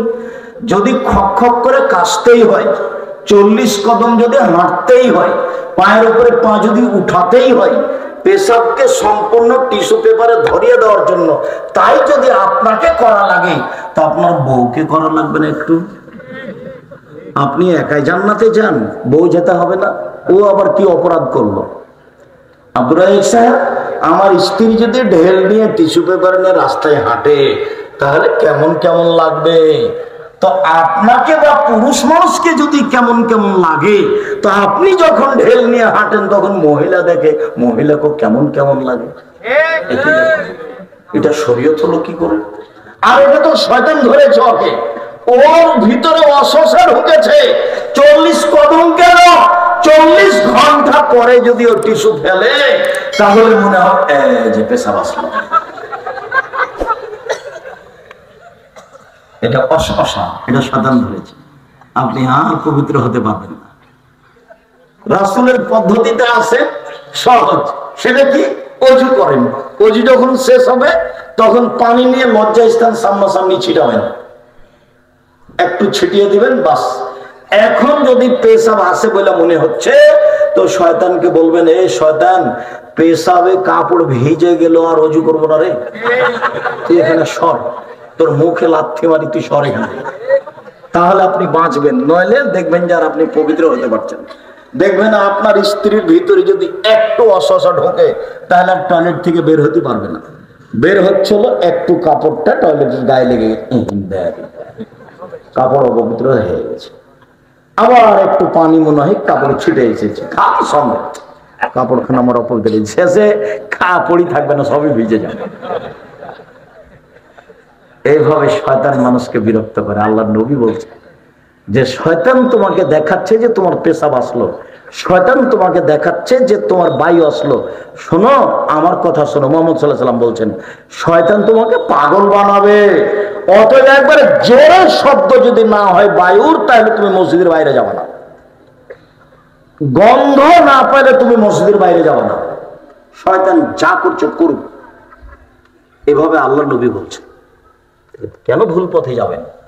সম্মানিত দিনী ভাই বোন, বলছিলাম মহান আল্লাহ বলেন, জাদিলহুম বিল্লাতী হিয়া আহসান।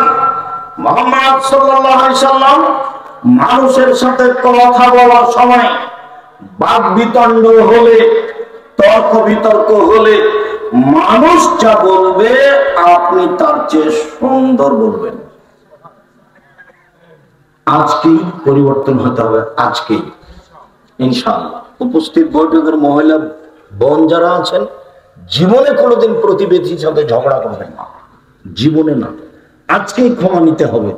আল্লাহ নবী বলেন, 4টে জিনিস আছে যার, সবকিছু আছে তার, ইহকাল আছে তার, পরকাল আছে তার। 4টে জিনিস নেই যার, কোনো কিছু নেই তার। 4টে জিনিস আছে যার, সবকিছু আছে তার, ইহকাল আছে তার, পরকাল আছে তার। এক, আল্লাহর সালেহা, ভালো স্ত্রী। ভালো বউয়ের খুব দাম আছে। ভালো বউ না আপনি বুঝলেন না আমি বুঝলাম, ভালো বউ কাকে বলে? চেয়ারম্যানে দাঁড়িয়েছে, মেম্বার হয়েছে, বলে আমার স্ত্রী মেম্বার, আমার স্ত্রী চেয়ারম্যান, তো সবাইকে খালি ডাকে, আসো ভাইয়া আসো, চা খেয়ে যাও, আসো ভাইয়া আসো। এটা ভালো হলো। 2, আর যার সঙ্গে ভালো প্রতিবেশী, ভালো প্রতিবেশীর দাম আছে। 3, আল মারকাবুল হানি, ভালো একটা গাড়ি। 4, আল বাইতুল ওয়াসি, প্রশস্ত ঘর। 4টে জিনিস আছে যার, সবকিছু আছে তার। 1, ভালো স্ত্রী। 2, ভালো প্রতিবেশী। 3, ভালো গাড়ি। 4, প্রশস্ত ঘর। প্রতিবাদের সময়, বাদ বিতণ্ডের সময় আপনার মুখের ভাষাটা হবে তার চেয়ে সুন্দর। যার জমি জায়গা মামলাতে সে জয়ী হয়ে যাক, অর্থ সম্পদ সে লুটে যাক, লুটে নে, মুখ যেন পরিবর্তন না হয়। আল্লাহ রাসূল বললেন, পৃথিবীর মানুষ জান্নাত পেয়ে যাবা 3টে জিনিস রক্ষা করিও। 1, মুখটা রক্ষা করিও। 2, জরুরি প্রয়োজন ছাড়া বাড়ি ত্যাগ করো না, বাড়ির বাইরে যাবা না। 3, পাপের জন্য কাঁদো, জান্নাত পেয়ে যাবা। মুখ কন্ট্রোলে রেখো, মুখ কন্ট্রোলে রেখো, জান্নাত পেয়ে যাবা। জরুরি প্রয়োজন ছাড়া বাড়ির বাইরে যায় না, জান্নাত পেয়ে যাবা। 3, পাপের জন্য কাঁদো, জান্নাত পেয়ে যাওয়া। আল্লাহ নবী বলছেন, গাভীর বান ওলান থেকে চাপ দিয়ে দুধ বের করে ভিতরে ঢোকানো যায় না, যেমন আল্লাহর ভয়ে কাঁদে যে সে জাহান্নামে যাবে না, তেমন। এই বাক্য কি বুঝতে পারলেন? গাভীর বান বুঝেন তো? চাপ দিয়ে দুধ বের করে ভিতরে ঢোকানো যাবে? আল্লাহ নবী বলছেন এইটা যেমন অসম্ভব যে আল্লাহর ভয়ে কাঁদে তার জাহান্নামে যাওয়া, তেমনি অসম্ভব। মহান আল্লাহ বলেন, মুহাম্মদ সাল্লাল্লাহু আলাইহি সাল্লাম শুনুন, মানুষকে মাফ করতে শিখুন, মাফ করুন। যত অন্যায় করুক, গালি দেখ, মামলা করুক, মোকদ্দমা করুক, আপনার গাও জ্বলে যাক, ঝালে আপনি মরে যান, তবু আপনি মাফ করে দেন। মাফ বরং মাফ, সব ভাই বোন আত্মীয় স্বজন সব মাফ। ও গালি দিয়ে যে পাপ করেছে, এর জন্য পাল্টা আপনি আল্লাহকে বলেন, আল্লাহ ও আমাকে গালি দিয়ে যে পাপ করেছে এটা তুমি মাফ করে দাও। এর নাম সদাচরণ। আপনি তো খালি দলীয় দাপটে খালি ফসে রায়, বেটা তোকে দেখে নি বলে কয় টাকার মালিক তুই রে?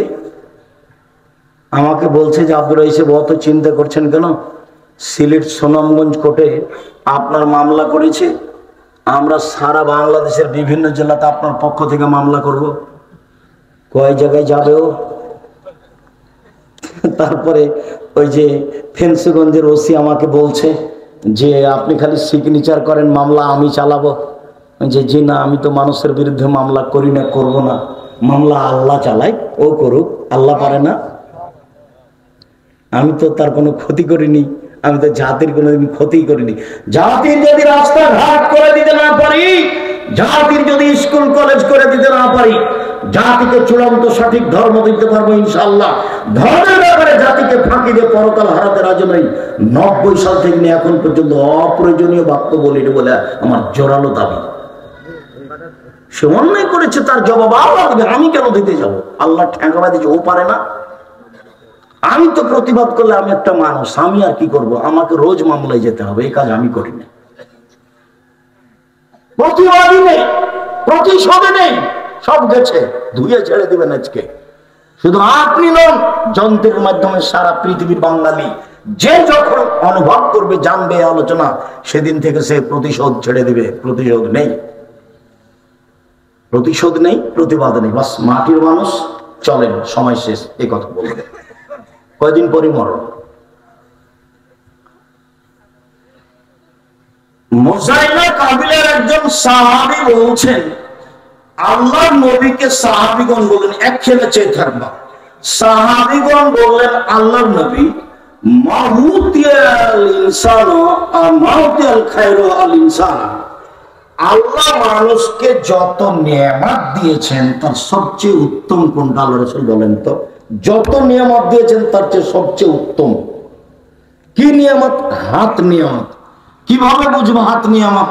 যার একটা হাত নেই তাকে জিজ্ঞাসা করেন কিভাবে কাপড় পরে, কিভাবে পানি খরচ করে, কিভাবে চলে, তাহলে আপনি বুঝতে পারবেন যে দুটা হাত নিয়ামত কিনা। পা দুটো নিয়ামত, তা আপনার একটা পা নেই যার, তাকে জিজ্ঞাসা করেন কিভাবে হাঁটে, কিভাবে পায়খানায় বসে, কিভাবে চলে, তাহলে বুঝতে পারবেন নিয়ামত কাকে বলেন। আচ্ছা নবী, সবচেয়ে যেটা দামি নিয়ামত আল্লাহ দিয়েছেন মানুষকে সেটা কি? তখন আল্লাহ রাসূল উত্তরে বললেন, আল খুলুকুল হাসান, ভালো আচরণ, ভালো চাল চলন, এটা হলো সবচেয়ে বড় নিয়ামত। যার মুখ খারাপ, তার ভালো চাল চলন নেই, তার কাছে আল্লাহর নিয়ামত নেই। যে একটুতে বউকে গালি দেয়, যে আত্মীয় স্বজন গালি, মুখখানি খারাপ, তার কাছে আল্লাহর নিয়ামত নেই।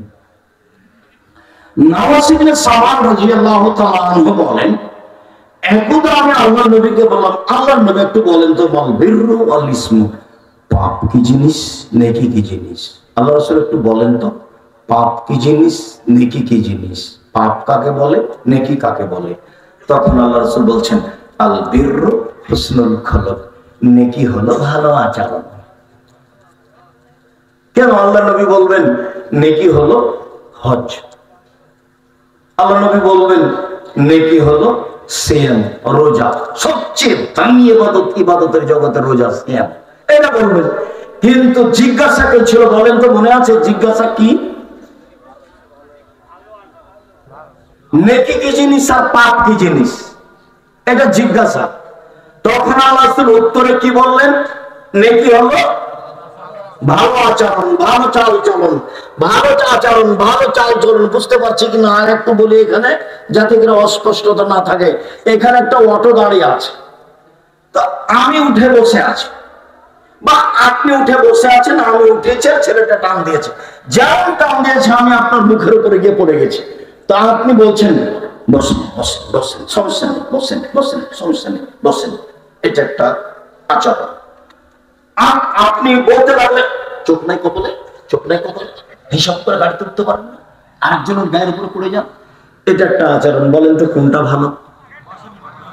তাহলে সবাই বুঝে ভালো আচরণ কি জিনিস। জীবনে কোনোদিন প্রতিশোধ নেবেন না, যা হয়েছে হয়েছে।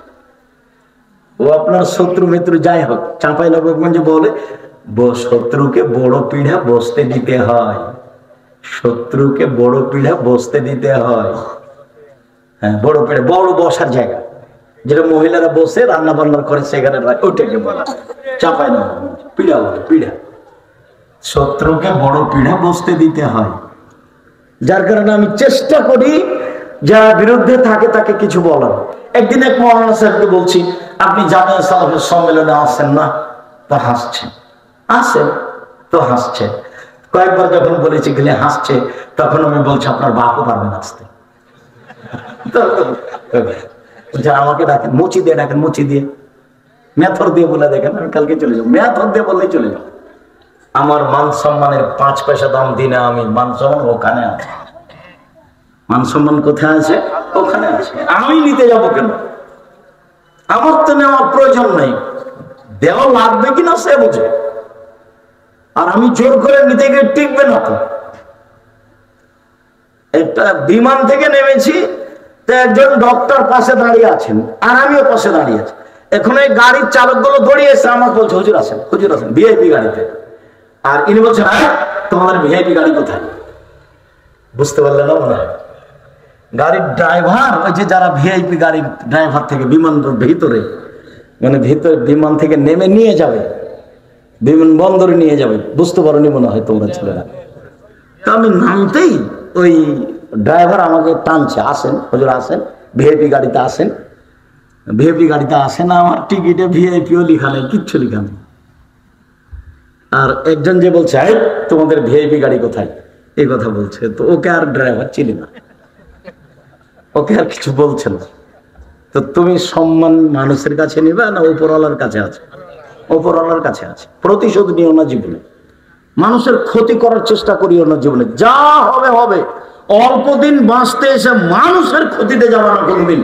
মানুষকে জোর করে কথা বলে কষ্ট দেবে না কোনোদিন। দলীয় বেদলীয় সে যাই হোক না কেন, মাটির মানুষে থাকবা। চলুন দেখি সম্মানিত দিনী ভাই বোন, ভালো চাল চলন দিয়ে জান্নাতুল ফেরদাউস পাওয়া যায় এমন কোন ইবাদত নেই যা দিয়ে জান্নাতুল ফেরদাউস পাওয়া যাবে। সরাসরি এমন কোন ইবাদত নেই ভালো চাল চলন ছাড়া। যত বড় ইবাদত হজ হোক না কেন, হজ দিয়ে জান্নাতুল ফেরদাউস পাওয়া যায় না। যত বড় দামি ইবাদত রোজা সিয়াম হোক না কেন, তা দিয়ে জান্নাতুল ফেরদাউস পাওয়া যায় না। যত বড় ইবাদত সালাত হোক না কেন, তা দিয়ে জান্নাতুল ফেরদাউস পাওয়া যায় না। জান্নাতুল ফেরদাউস মুখে চাইলে কোনোদিন হতে পারে, এছাড়া একটা ইবাদত আছে তা দিয়ে জান্নাতুল ফেরদাউস পাওয়া যায় একবারে নগদ। আল্লাহ নবী বলছেন আনা যাইনুন বিবাইতিন লিমান তারাকাল মিরাহা ওয়া ইন কানা মুদি মহিক্কান। পৃথিবীর মানুষ শুনে রেখো, কেউ যদি সত্য হলেও তর্ক ছেড়ে দেয়, তর্ক না করে, আমি মুহাম্মদ সাল্লাল্লাহু আলাইহি ওয়াসাল্লাম তাকে জান্নাতে একটা ঘর নিয়ে দিব। এক, দুই, অবে বাইতিন বিরাদিল জান্নাত লিমান তারাকাল কিদা ওয়া ইন কানা মাদিহা। মজাক করে হলেও যদি কেউ মিথ্যা না বলে, আমি মুহাম্মদ সাল্লাল্লাহু আলাইহি ওয়াসাল্লাম তাকে জান্নাতের মাঝামাঝিতে একটা ঘর নিয়ে দিব। 3 ওয়া আল জান্নাত লিমান হাসানা খুলুকাহু, জান্নাতুল ফেরদাউস নিয়ে দিব তাকে যে তার চাল চলন ভালো করবে। বুঝতে পার? এই ছেলে কথা বলছে কে এখানে? আমাদের ছেলেরাও যেন কোথাও গল্প না করে, চলাচল না করে। অত্র হাদিসে 3টা কথা বলা হয়েছে, 3টাকে মনে করতে হবে। ধরেন বক্তব্য শেষ, এটাই ধরে নেন। এক, তর্ক করা হবে না, তাহলে আল্লাহর নবী আমাদেরকে একটা জান্নাতে ঘর নিয়ে দিবেন। তর্ক কি তর্ক? আব্দুল রাজ্জাক সাহেব বলেছেন এটা, আরে না এটা বলেছেন, আরে না এটা বলেছেন। আসসালামু আলাইকুম ভাইজান, আমি আপনার সাথে কথা তর্ক করতে রাজি না, আমি গেলাম। এইভাবে চলে যেতে হবে। তাহলে আল্লাহর নবী আপনাকে একটা কি নিয়ে দিবেন? জান্নাতে ঘর নিয়ে দিবেন। 2, জান্নাতে মাঝামাঝিতে একটা ঘর নিয়ে দিবেন যে মিথ্যা কথা ছেড়ে দিবে মজাক করে বলেও। 3, যে তার চাল চলনকে ভালো করবে, আল্লাহ তাকে জান্নাতুল ফেরদাউস নিয়ে দিবেন। উপস্থিত দিনে বৈঠকের মুসলিম বোন, বনে বনে গন্ডগোল আছে, আগামীকালকে সংশোধন হবে। যায় যায় গন্ডগোল আছে, আগামীকালকে সংশোধন হয়ে যেতে হবে। মুখ দিয়ে কোনোদিন কারো বদনাম করতে হবে না, গীবাত করতে হবে না। আপনি মহিলা মানুষ, বাড়িতে থাকবেন, আল্লাহর অনেক বড় নিয়ামত আপনার উপরে। আপনি বাড়িতে থাকুন, কোথাও যাওয়া লাগে না, নিরাপদে থাকুন, হাট বাজারে যাবেন না, ভ্যানিটি ব্যাগ নিয়ে ঘাড়ে করে ঢং দেখাবেন না। কই আমরা তো কোনোদিন হাটে বাজারে যাই না, আমরা তো বেঁচে আছি। আমাদের মহিলা মানুষ তো বহুদূরের কথা, পুরুষে আমরা নিজেরাই বাজারে যাই না, তবু তো বেঁচে আছে। মহিলা মানুষ তো স্বপ্ন দেখতে পারবে না বাজারে যাও, স্বপ্ন দেখে না। আপনি ভ্যানিটি ব্যাগ নিয়ে রোজ বাজারে যান কেন? আপনার স্বামী মরেছে, দেবর মরেছে, ভাসুর মরেছে, বাপ মরেছে, চাচা মরেছে, দাদা মরেছে, আর কেউ নাই, ভাতিজারা কেউ নাই। বোনের ছেলে আছে, ভাইয়ের ছেলে আছে, ভাতিজারা আছে, বোনের ছেলেরা আছে, তাকে কিছু বলেন, আপনি গেলেন কেন? আপনি কি পরহেজগারিতা দেখান সারাদিন? ওই ঝিপুর কাজা বাজারে গিয়ে এর ধাক্কা খান একবার, ওর ধাক্কা খান একবার, ওর গুতা খান একবার, এর গুতা খান, তবু আপনি পরহেজগার? তবু আপনি ভালো মহিলা কি দিয়ে আপনি বুঝলেন? এখন আজকে আপনি এসেছেন দেওরের সাইকেলে, মোটর সাইকেল, বক্তব্য শুনতে এসেছেন আব্দুল রাজ্জাক সাহেবের, যে ভ্যানে এসেছেন পাশে দেবর বসে আছে, হুড়াহুড়ি করে এসেছেন। তখন আমি পরহেজগার মহিলা, নিজের বিবেচনা আর একজনকে তুলে দিবেন, এটা হলো? আপনি মহিলা মানুষ, আপনি নিজে বিবেচনা করেন, আপনার বিবেচনা আর একজনকে দিয়েন না। আপনি আমার দিনই বল, আপনার আমি নিন্দা ত্রুটি বর্ণনা করতে আসিনি। আপনাকে আমি আয়েশার মতো মনে করি, আপনাকে আমি খাদিজা রাদিয়াল্লাহু তাআলার মতো মনে করি, আপনাকে আমি খাটো করতে আসিনি। তবে আপনি মা সাজেন, আপনি বোন সাজেন, আপনি ভালো হওয়ার চেষ্টা করেন। আপনার চুল দেখে, আপনার অঙ্গ প্রত্যঙ্গ দেখে মানুষ পাপ করে। আপনি কি করলেন জীবনে? আপনার কাপড় চোপড় দেখে, আপনার অঙ্গ প্রত্যঙ্গ দেখে, আপনার মাথার চুল দেখে, আপনার হাত দেখে, আপনার মুখ দেখে মানুষ পাপ করে। আপনি কি করলেন জীবনে? আল্লাহ নবী বলছেন, আলমারতা, ওরা মহিলা সম্পূর্ণ ঢেকে রাখা জিনিস। মহিলাদের ঢেকে রাখতে হয়, মহিলাদেরকে ঘেরে রাখতে হয়, মহিলাদেরকে আদর করতে হয়। ওরা এত আদরের, ওরা এত আদরের, ওরা এত আদরের, ওরা হচ্ছে বগুড়া সোনাতলা হাটের আদরের মালসা। ওদেরকে আদর করতে হয়, ওদের ঢেকে রাখতে হয়, ওদের ঘেরে রাখতে হয়, এটাই তাদের বিধান। বেগম রোকেয়া হয়ে গেলেন। বেগম রোকেয়া জাতিকে কবর দিয়েছে, বেগম রোকেয়া মুসলিম মহিলাকে কবর দিয়েছে। 1 মিনিট, এই ছেলে 1 মিনিট লক্ষ্য করো, কথার কথা। বেগম রোকেয়া বলছে, যশোরে কিছু মহিলা হজ করতে যাবে, তো যশোর ট্রেন স্টেশনে গেছে, তারপরে দেবর ভাসুরকে বলেছে, স্বামীকে বলেছে যে আমরা ট্রেন আসা পর্যন্ত এখানে বসে আছি, তা আমরা তো খুব পর্দা করি, আমাদের গায়ের উপর দিয়ে একটা চাদর বিছিয়ে দাও। তো তার দেবর ভাসুর কেউ বা স্বামী বা বাপ চাচা কেউ ওদের গায়ের উপর দিয়ে একটা বড় চাদর বিছিয়ে দিয়েছে। এখন বেগম রোকেয়া বলছে, স্টেশন মাস্টার এখন প্ল্যাটফর্মে হাঁটছেন আর দেখছেন কোথায় কি পড়ে আছে। এক জায়গাতে দেখছেন কি ব্যাপার, কি ঢাকা আছে, বস্তা নাকি, পা দিয়ে লাথি মেরে দেখছে, পা দিয়ে লাথি মেরে দেখছে, এই বস্তা মনে হয় কিসের। পর্দার নিন্দা করছে। তুমি পড়ে দেখো, অবরোধ বাসিনী বই পড়ো না কেন? তুমি এমনি এত প্রশংসা করলে কেন? যার কারণে লেখা হয়েছে কেন হবো অবরোধ বাসিনী। আব্দুল্লাহর আম্মা লিখেছে, কেন হবো অবরোধবাসিনী? আমি তো অবরোধবাসিনী নই। আমি তো ডাক্তারের কাছে যেতে পারি, আমি তো শ্বশুর বাড়ি যেতে পারি, আমি তো বাপ মায়ের বাড়ি যেতে পারি, আমি তো স্বামীর বাড়ি যেতে পারি, আমি তো প্রয়োজনে মাঠে যেতে পারি, তা আমি অবরোধবাসিনী হলাম কিভাবে? তখন বলা হয়েছে কেন হবো অবরোধবাসিনী? আমি তো অবরোধবাসিনী নই। বইয়ের নাম কেন হবো অবরোধবাসিনী। বেগম রোকেয়া আপনাকে কবর দিয়েছে, মুসলিম মহিলাকে কবর দিয়েছে, সে নাকি শিক্ষিতা। আমি কোনোদিন বলিনি শিক্ষিতা। যে জাতিকে কবর দিয়েছে শিক্ষিতা হলো কি করে? তোমার কাছে শিক্ষিতা দেখে দেখো অনেক কথা, তার মধ্যে তোমাকে এটা দেখালাম। স্টেশন মাস্টার ওই মহিলার ওই বস্তা মনে কি করছে বলো তো? লাথি মারছে। ও বলছে এগুলো। বেগম রোকেয়া নাম শুনেছে কিনা? কি বলেন আব্দুর রাজ্জাক সাহেব, যার দিন রাত পাতা পড়ি তার নাম শুনিনি মানে? পূজা করতে হলো করি।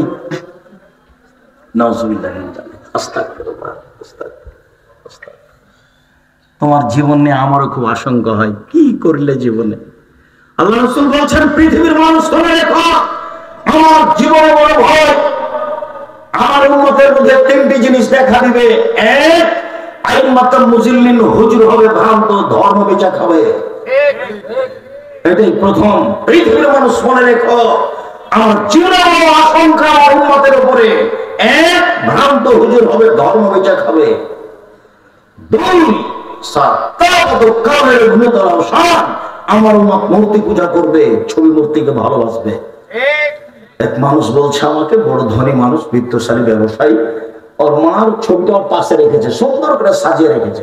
বলছে, আব্দুল রাজ্জাক সাহেব, আমি আমার মাকে খুব ভালোবাসি, এই জন্য আমি এইভাবে ছবি রেখেছি। তো বলছি, ভাই যেন সরাতে হবে। কি বলেন? আমি আমার মাকে খুব ভালোবাসি। তখন আমি বলছি, আপনি কুসন্তান। আপনি কি সন্তান? কুসন্তান। কি বললেন আপনারা হিসেবে বলছেন কেন? তাহলে সুসন্তানকে, সুসন্তান হলো যে মা যখন মারা গেছে তখন মাটি দিয়ে বাড়িতে এসে মায়ের হজ করা ছবিটা একবারে টুকরা টুকরা ছিঁড়ে ফেলে কবর পাশে গিয়ে হাত তুলে দোয়া করে, এই হলো সুসন্তান। আর আপনি আপনার মাকে সুন্দর করে সাজিয়ে বেঁধে রেখেছেন, আপনি হলেন কুসন্তান।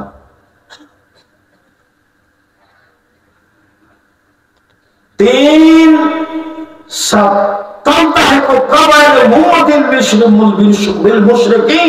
আমার উম্মতে হিন্দুদের সাথে মিশে যাবে, এটা আমার ভয়। আমার উম্মত হিন্দুদের সাথে মিশে যাবে। কার বাড়িতে আগে গান বাজনা হতো? হিন্দুদের বাড়িতে। এখন সবার মোবাইলে গান বাজনা, সব দোকানে গান বাজনা, সব ঘরে গান বাজনা। তাহলে আমার উম্মত হিন্দুদের সাথে মিশে গেছে, এটা তিনি দুঃখ করে বলে গেছেন। সম্মানিত তিনি ভাই বোন, চাল চলন এমন একটি ইবাদত যা দিয়ে সবচেয়ে দামি জান্নাত পাওয়া যাবে। চাল চলন এমন একটি ইবাদত যা দিয়ে সবচেয়ে দামি জান্নাত পাওয়া যাবে। আবু মুসা আশআরী রাদিয়াল্লাহু তাআলা বলেন, রাসূল সাল্লাল্লাহু আলাইহি ওয়াসাল্লাম বললেন, ইন্না ফিল জান্নাতি গুরাব ইরা যাহিরা মিন বাতিনা ওয়া বাতিনা মিন যাহিরিহা। জান্নাতে কতগুলি এত দামি দামি ঘর রয়েছে, যার বাহির থেকে ভিতর দেখা যায়, ভেতর থেকে বাহির দেখা যায়, খালি টক টক টক টক করছে, ঝকঝক করছে। সাহাবীগণ বললেন, লিমান হাজিহি, আল্লাহর নবী, এত দামি ঘর কে পাবে? তখন আল্লাহ রাসূল বললেন, লিমান আলামান কালামা, যার স্বভাব ভালো সে পাবে। দামি জান্নাত কে পাবে? যার স্বভাব ভালো, চাল চলন ভালো, যার সে পাবে। রাসূল সাল্লাল্লাহু আলাইহি ওয়াসাল্লাম বলেন, ভালো চাল চলন দিয়ে বড় বড় দুইটি নেকি একসাথে অর্জন করবে। আয়েশা রাদিয়াল্লাহু তাআলা আনহা বলেন, ইন্নামাল মুমিন ইয়াজুদু বিহুসনি খুলুকিহি দারাজাতা সাইমুল কায়েম। নিশ্চয় মুমিন পুরুষ নারী ভালো চাল চলন দিয়ে তাহাজ্জুদের নেকি পায়। নিশ্চয় মুমিন পুরুষ নারী ভালো চাল চলন দিয়ে নিয়মিত রোজা থাকলে যে নেকি হয় সে নেকি পায়। দুটাই বড় বড় নেকি। এক, নিয়মিত তাহাজ্জুদ, এক নিয়মিত নফল সিয়াম। বৃহস্পতিবার সোমবার নফল সিয়াম। আজকে ছিলেন সিয়াম তো? ইন্না লিল্লাহি ওয়া ইন্না ইলাইহি রাজিউন। এতদিন যাবত কি শিখালাম তাহলে? আল্লাহুস সামাদ। আপনার একটা স্বাদ হয় না কেন? আচ্ছা, আপনি আমার দিনই বোন, আপনি আজকে সিয়াম ছিলেন? খালেদা, তুমি সিয়াম ছিলে আজকে? না বলছো কেন? কি করো বাড়িতে? কি চাল তোলো বাড়িতে? বাড়িতে তো আছো, সাহারি খেতেই হবে বাধ্য। আমি তো সাহারি খাইনি, তো আমি সিয়াম ছিলাম, তো রাস্তাতেই আছি। আল্লাহর নবী বৃহস্পতিবার আর সোমবার সিয়াম থাকতেন কেন বলেন তো দেখি? বৃহস্পতিবার আর সোমবারে সাপ্তাহিক রিপোর্ট আল্লাহর কাছে দেওয়া হয়। তাহলে নবী বলছেন আমি ভালোবাসি, আমার রিপোর্টটা যখন দেওয়া হবে তখন আল্লাহ দেখো সিয়াম অবস্থায়, দেখো দেখো আমার রিপোর্টটা তুমি দেখো সিয়াম অবস্থায়। বাৎসরিক রিপোর্ট দেওয়া হয় শাবান মাসে। তো কোন দিন আমাদের নবীর জানা ছিল না, তখন ওই শাবান মাসে প্রতিদিনই সিয়াম থাকে। আজ মনে হয় রিপোর্ট, কাল মনে হয় রিপোর্ট, একবার 20-25 পর্যন্ত সিয়াম থাকতেন। বলতেন এই দেখো বাৎসরিক রিপোর্টটা আমার দেখো সিয়াম অবস্থায়। এই জন্য আল্লাহ নবী শাবান মাসে বেশি বেশি সিয়াম থাকতেন। আপনি কি করলেন জীবনে? কষ্ট, বৃহস্পতিবার সোমবার সিয়াম থাকবেন ইনশাল্লাহ, বলেন ইনশাল্লাহ। দিনী বোনেরা তোমরা একটু বলো ইনশাল্লাহ। চুপ থাকছো কেন? কেন এসেছো? আমি তো তোমার জন্য এসেছি, তোমার মনে হয় কোনো উপকার করতে পারলাম না। চেয়েছিলাম তুমি আজ থেকে পর্দা করবা। দিনী বোন, আমি আপনার জন্য এসেছি। আমি চেয়েছি আপনি আজ থেকে পর্দা করবেন। যে গায়ে পোশাক আছে, এই যে ভ্যানিটি আছে আপনার কাছে, ফ্যাশন বোরকা আছে, এটা বাড়িতে গিয়ে জ্বালিয়ে দিবেন। একবারে ঢিলা ঢালা বোরকা পরবেন, একবারে ঢিলা ঢালা। বড় মুখের পর্দা নিবেন। যা হয়েছে হয়েছে, জীবন গেছে যেটা কাটে গেছে। আজ থেকে ভিন্ন। বৃহস্পতিবার সোমবার সিয়াম থাকবেন। প্রতি মাসে 13, 14, 15, 3টা সিয়াম থাকার চেষ্টা করবেন। জুলহিজ্জার 1 থেকে 9 পর্যন্ত 9 দিন সিয়াম থাকবেন। আর শাবানে যা আসছে কয়দিন পরে, এক টানা 15 দিন থাকবেন, এক টানা 15 দিন থাকবেন ইনশাআল্লাহ। মরলে কিন্তু সময় শেষ। নফল সিয়াম থাকেন না কেন? ইবাদতের জগতে সবচেয়ে দামি ইবাদত কি বলেন তো দেখি? সিয়াম। আপনার মনটা চায় না কেন? কেন আপনি না বললেন? কেন বললেন না? কেন আপনি ছিলেন না? ছোট দিন, সকাল হতে হতে সন্ধ্যা, কেন আপনি থাকলেন না? থাকা উচিত। আমার কাছে কষ্ট হচ্ছে, আমি আফসোস লাগছে আপনাকে। সম্মানিত তিনি ভাই বলছিলাম, ভালো চাল চলন যান, একসাথে 2টা নেকি পাবে। 1, নিয়মিত নফল সিয়ামের নেকি। 2, নিয়মিত তাহাজ্জুদের নেকি। কি দিয়ে পাবে বলেন তো দেখি? ভালো চাল চলন, ভালো আচরণ, ভালো সদাচরণ। জীবনে কোনোদিন কাউকে ধমক দিয়ে কিছু করে স্বাদ মিটিয়ে নেবেন না। কাউকে গালি দিয়ে, কাউকে তুচ্ছ করে, কারোর বিরুদ্ধে মামলা করে কারোর কাছে প্রতিশোধ নেবেন না। বাস শেষ। কয়েকদিন বাঁচতে এসে কারো ক্ষতি করে মরতে রাজি নয়। এভাবে শক্ত হয়ে যাবেন।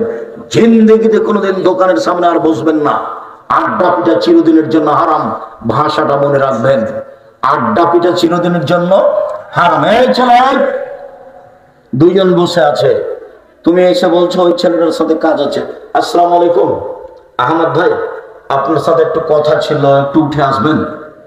এসেছে, 1 মিনিট কথা শেষ, আসসালামু আলাইকুম। তুমি ওখানে বসবা না। দোকান, আসসালামু আলাইকুম। ছেলে, তোমার দোকানে লবণ আছে? জি আছে, 1 কেজি লবণ দাও। মরিচ আছে? 250 মরিচ দাও। নেওয়া হয়েছে, টাকা দিয়েছেন, চলে যাবেন। এখানে থামবেন না। ওখানে তো ল্যাংটা মেয়ে নাচছে। ওর দোকানের সব উপার্জন হারাম, ওর দোকানের সব টাকা হারাম। কিয়ামত পর্যন্ত যা উপার্জন করবে সবই হারাম। দেখি কোন মায়ের বেটা ফতোয়া এইভাবে উল্টে ধরতে পারে।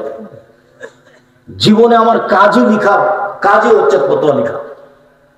যদি 1 নম্বর কাজ আমার শিক্ষকতা করা, আমি বক্তব্য দিতে আসিনি, মানুষ চাপ দিয়ে নিয়ে এসে জানি। আমার জীবনে আমি কোনোদিন কারো বক্তব্য শুনেও নি, কারো বক্তব্য নকলও করি না।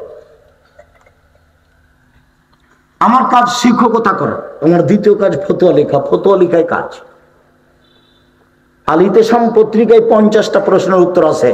জামিয়া সালাফি 12 জন বড় বড় মুফতি দেখে। দেশের ভিন্ন ধরনের প্রতিষ্ঠান জামিয়া সালাফিয়া।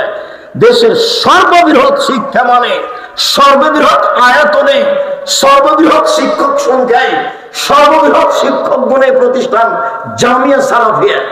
শিরক মুক্ত প্রতিষ্ঠান জামিয়া সালাফিয়া, বিদআত মুক্ত প্রতিষ্ঠান জামিয়া সালাফিয়া, দল মুক্ত প্রতিষ্ঠান জামিয়া সালাফিয়া, সংগঠন মুক্ত প্রতিষ্ঠান জামিয়া সালাফিয়া, হিংসা মুক্ত প্রতিষ্ঠান জামিয়া সালাফিয়া।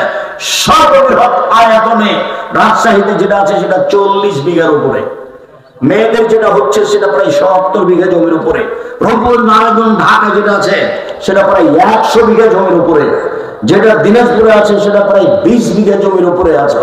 এইরকম ভাবে জমি রেডি আছে, আপনার কুষ্টিয়াতে আছে, ঝিনাইদহে আছে, ময়মনসিংহে আছে, দিনাজপুরে আছে, চট্টগ্রামে আছে, আরো বিভিন্ন জেলাতে, বগুড়াতে আছে। এগুলো সব অপেক্ষা করছে সময়ের গতিতে প্রতিষ্ঠান করবে জামিয়া সালাফিয়া। জামিয়া সালাফিয়া 300 জন শিক্ষক শিক্ষিকা, ইন্ডিয়ান শিক্ষক আছেন, মদিনা বিশ্ববিদ্যালয় থেকে আছেন, দেশের আছেন বড় শিক্ষক। জামিয়া সালাফিয়া ছাত্র ছাত্রী প্রায় 5000-এর বেশি। বেতন এতদিন পর্যন্ত লাগছিল 32 লক্ষ। এই জানুয়ারিতে কত লাগবে তা এখন আমার কাছে হিসাব আছে। 32 লক্ষ টাকা মাসে বেতন লাগে, এর নাম জামিয়া সালাফিয়া। তার একটা গুরুত্বপূর্ণ দিক হচ্ছে আল ইতিসাম পত্রিকায় মুখপাত্র জামিয়া সালাফিয়ার, আপনি পড়বেন না কে পড়বে, আপনার জন্য তো লেখা আছে। সারা দেশ জুড়ে তারা মক্তব পরিচালনা করতে চায়, সারা দেশ জুড়ে ইতিমধ্যে 450 মক্তব পরিচালনা করে। এটা চলে আব্দুল্লাহর অধীনে। আব্দুল্লাহ আপনাদের যেমন প্রিয়, আমারও তেমন প্রিয়, আমাকেও ভালো লাগে তার বক্তব্য শুনতে। আপনি নিজের ছেলে মেয়ের জন্য যেমন দোয়া করেন, আব্দুল্লাহর জন্য তেমন দোয়া করবেন, এটা আমার ঐকান্তিক কামনা ইনশাআল্লাহ। তার আছে মিন্নাতুল বারী, সে সারা দেশ জুড়ে মক্তব পরিচালনা করতে চায়। আর আল ইতিসাম পত্রিকা আছে, সাথে সাথে আপনার অবাক হবেন আপনি, সারা দেশে যত মসজিদের ইমাম আছে বা যে কোনো মানুষ সুন্দর করে কোরআন পড়ার জন্য প্রশিক্ষণ নিতে চায়, যাওয়া ফিরি, আসা ফিরি, থাকা ফিরি, খাওয়া ফিরি, বই ফিরি। জামিয়া সালাফিয়ার আছে, যাওয়া ফিরি, আসা ফিরি, থাকা ফিরি, খাওয়া ফিরি, বই ফিরি। জামিয়া সালাফিয়া কিভাবে চলে? আপনি টাকা দিয়ে রেখেছেন আগে, সেটা দিয়ে চলে। জামিয়া সালাফিয়া বৈদেশিক সহযোগ দিয়ে চলে না। জামিয়া সালাফিয়া কোনো সংস্থা দিয়ে চলে না। জামিয়া সালাফিয়া সরকারি টাকা দিয়ে চলে না। জামিয়া সালাফিয়া কোনো বিত্তশালী দিয়ে চলে না। কিভাবে চলে? আমি 10 টাকা দিয়ে, আপনি 20 টাকা দেন, এভাবে চলে। এইভাবেই চলে এই বিশাল প্রতিষ্ঠান, স্বর্ণের উপরে বিশাল প্রতিষ্ঠান। প্রত্যেক দিন বিকালে 40-50 হাজার থেকে লাখের মতো বিল আছে কর্মচারীদের, টিন মিস্ত্রি, রাজমিস্ত্রি, কত যে মিস্ত্রি আছে। নিজস্ব প্রতিষ্ঠান। জানেন এই যে 13-14 সম্মেলন কোথায় জানো? এটা 30-31 দিনাজপুর। আর রূপগঞ্জ নারায়ণগঞ্জের 100 বিঘা জমির উপরে, যেখানে একটা মসজিদ তৈরি হচ্ছে 200 শতক জমির উপরে, যার একতলাতে 7 থেকে 10 হাজার মানুষ সালাত আদায় করতে পারবে। আর রাজশাহীটা 90 শতাংশ জমির উপরে, আর রূপগঞ্জ নারায়ণগঞ্জটা 200 শতক জমির উপরে তৈরি হচ্ছে। নিজের প্রতিষ্ঠান, যাবেন দেখতে। 13-14 যাবেন, ট্রেনে উঠলে ট্রেন পৌঁছে দিবে আপনার ওই বিমানবন্দর ট্রেন স্টেশনে, ওখানে নেমেই আপনি কাছেই চলে যাবেন। পূর্বাচল বাণিজ্য মেলার পিছনে, এটা হলো সহজ পরিচয়। পূর্বাচল বাণিজ্য মেলার পিছনে, ওখানে গিয়ে বলবেন জামিয়া সালাফিয়া, পুরুষ নাকি সবাই দেখিয়ে দিবে প্রতিষ্ঠান। সম্মানিত দিনী ভাই বোন, কথা প্রসঙ্গে কথা এসেছে বইটার কারণে, যাওয়ার সময় এসব বইগুলি আপনি সংগ্রহ করবেন। বলছিলাম সম্মানিত দিনী ভাই বোন, সদাচরণ কি জিনিস এবার আমার দিকে দেখেন। আল্লাহ তাআলা বলেন, পৃথিবীর মানুষ শুনে রেখো, সদাচরণ রহমান থেকে বের হয়েছে। রহমান মানে দয়া, করুণাময়। চাল চলন রহমান থেকে বের হয়েছে। রহমান বলেন, আল্লাহ বলেন, পৃথিবীর মানুষ শুনে রেখো, রহমান সদাচরণ, মান ওয়াসালাকে ওয়াসালতু, সদাচরণ তোমাকে যে নিবে আমি আল্লাহ তাকে নিব। সদাচরণ তোমাকে যে ছেড়ে দিবে আমি তাকে ছেড়ে দিব। যার সদাচরণ নেই তার আল্লাহ নেই, যার সদাচরণ আছে তার আল্লাহ আছে। সম্মানিত দিনী ভাই বোন, আয়েশা রাদিয়াল্লাহু তাআলা আনহা বলেন, সদাচরণ এইভাবে ঝুলছে আল্লাহর আরশ ধরে। সদাচরণের জন্য আকার আকৃতি আছে। সদাচরণ এইভাবে আল্লাহর আরশ ধরে ঝুলে বলছে, শোনো পৃথিবীর মানুষ, আমি সদাচরণ বলছি, মান ওয়াসালানি ওয়াসালাহুল্লাহ, যে আমাকে নিবে আল্লাহ তাকে নিবেন। ওমান কাতানি কাতাহুল্লাহ, যে আমাকে ছেড়ে দিবে আল্লাহ তাকে ছেড়ে দিবেন।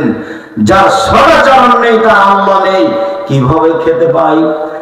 হিন্দু যেভাবে পায়। যার সদাচরণ নেই তার আল্লাহ নেই। কিভাবে বেঁচে থাকে? ইহুদি খ্রিস্টান যেভাবে থাকে।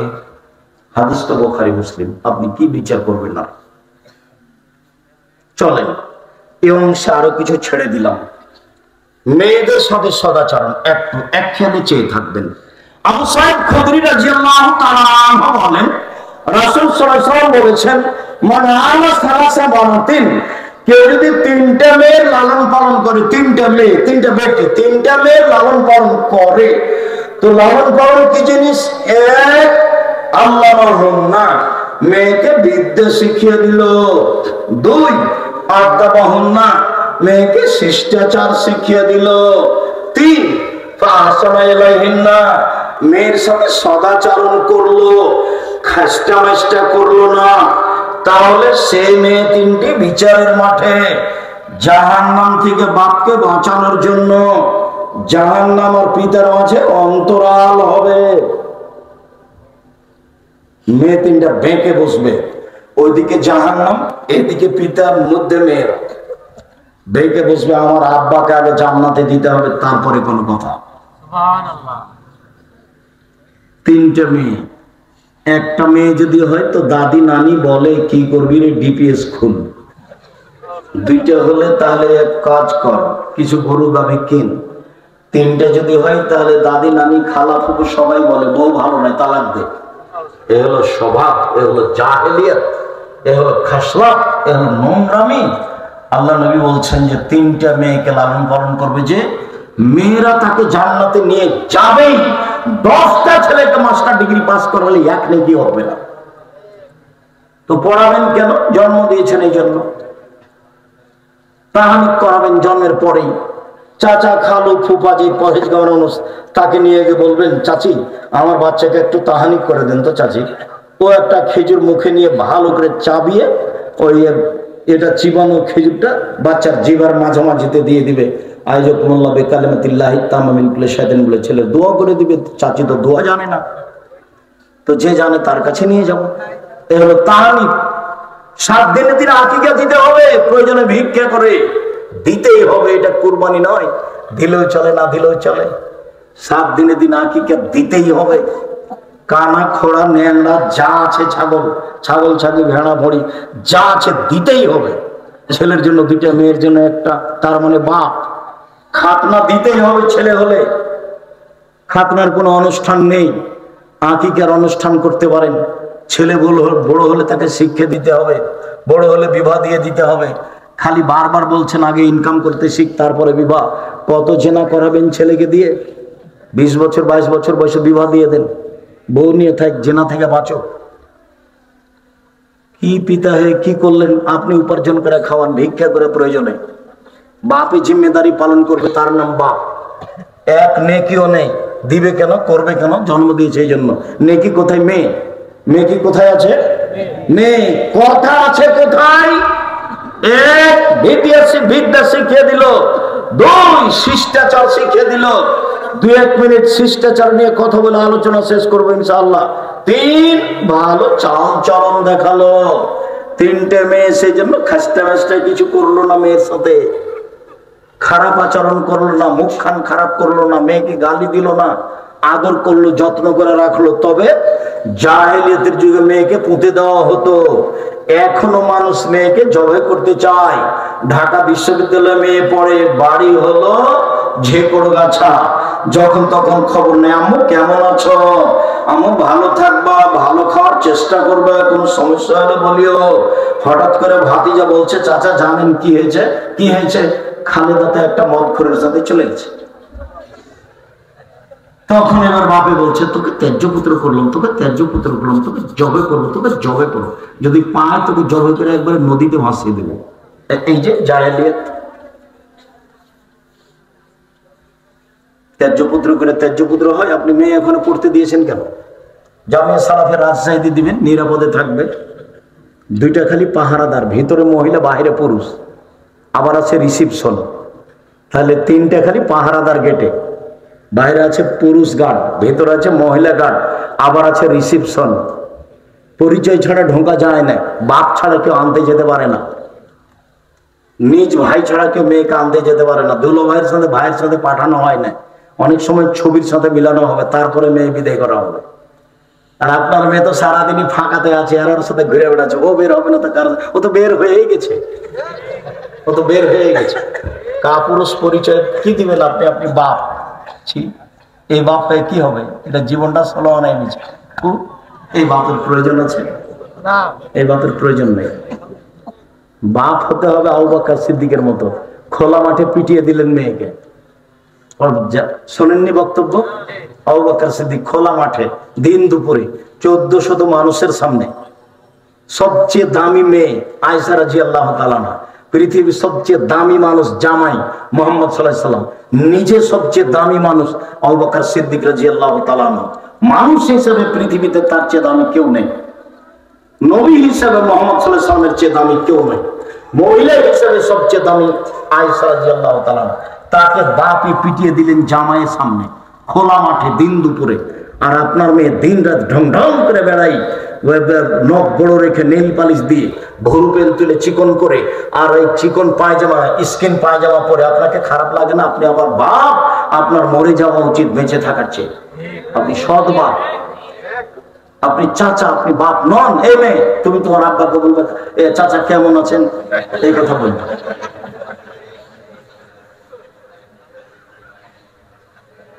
আমি আপনাকে কষ্ট দিতে আসিনি। দেখেন আপনি আবার দেখেন, আলোচনার শেষে চলে আসলাম।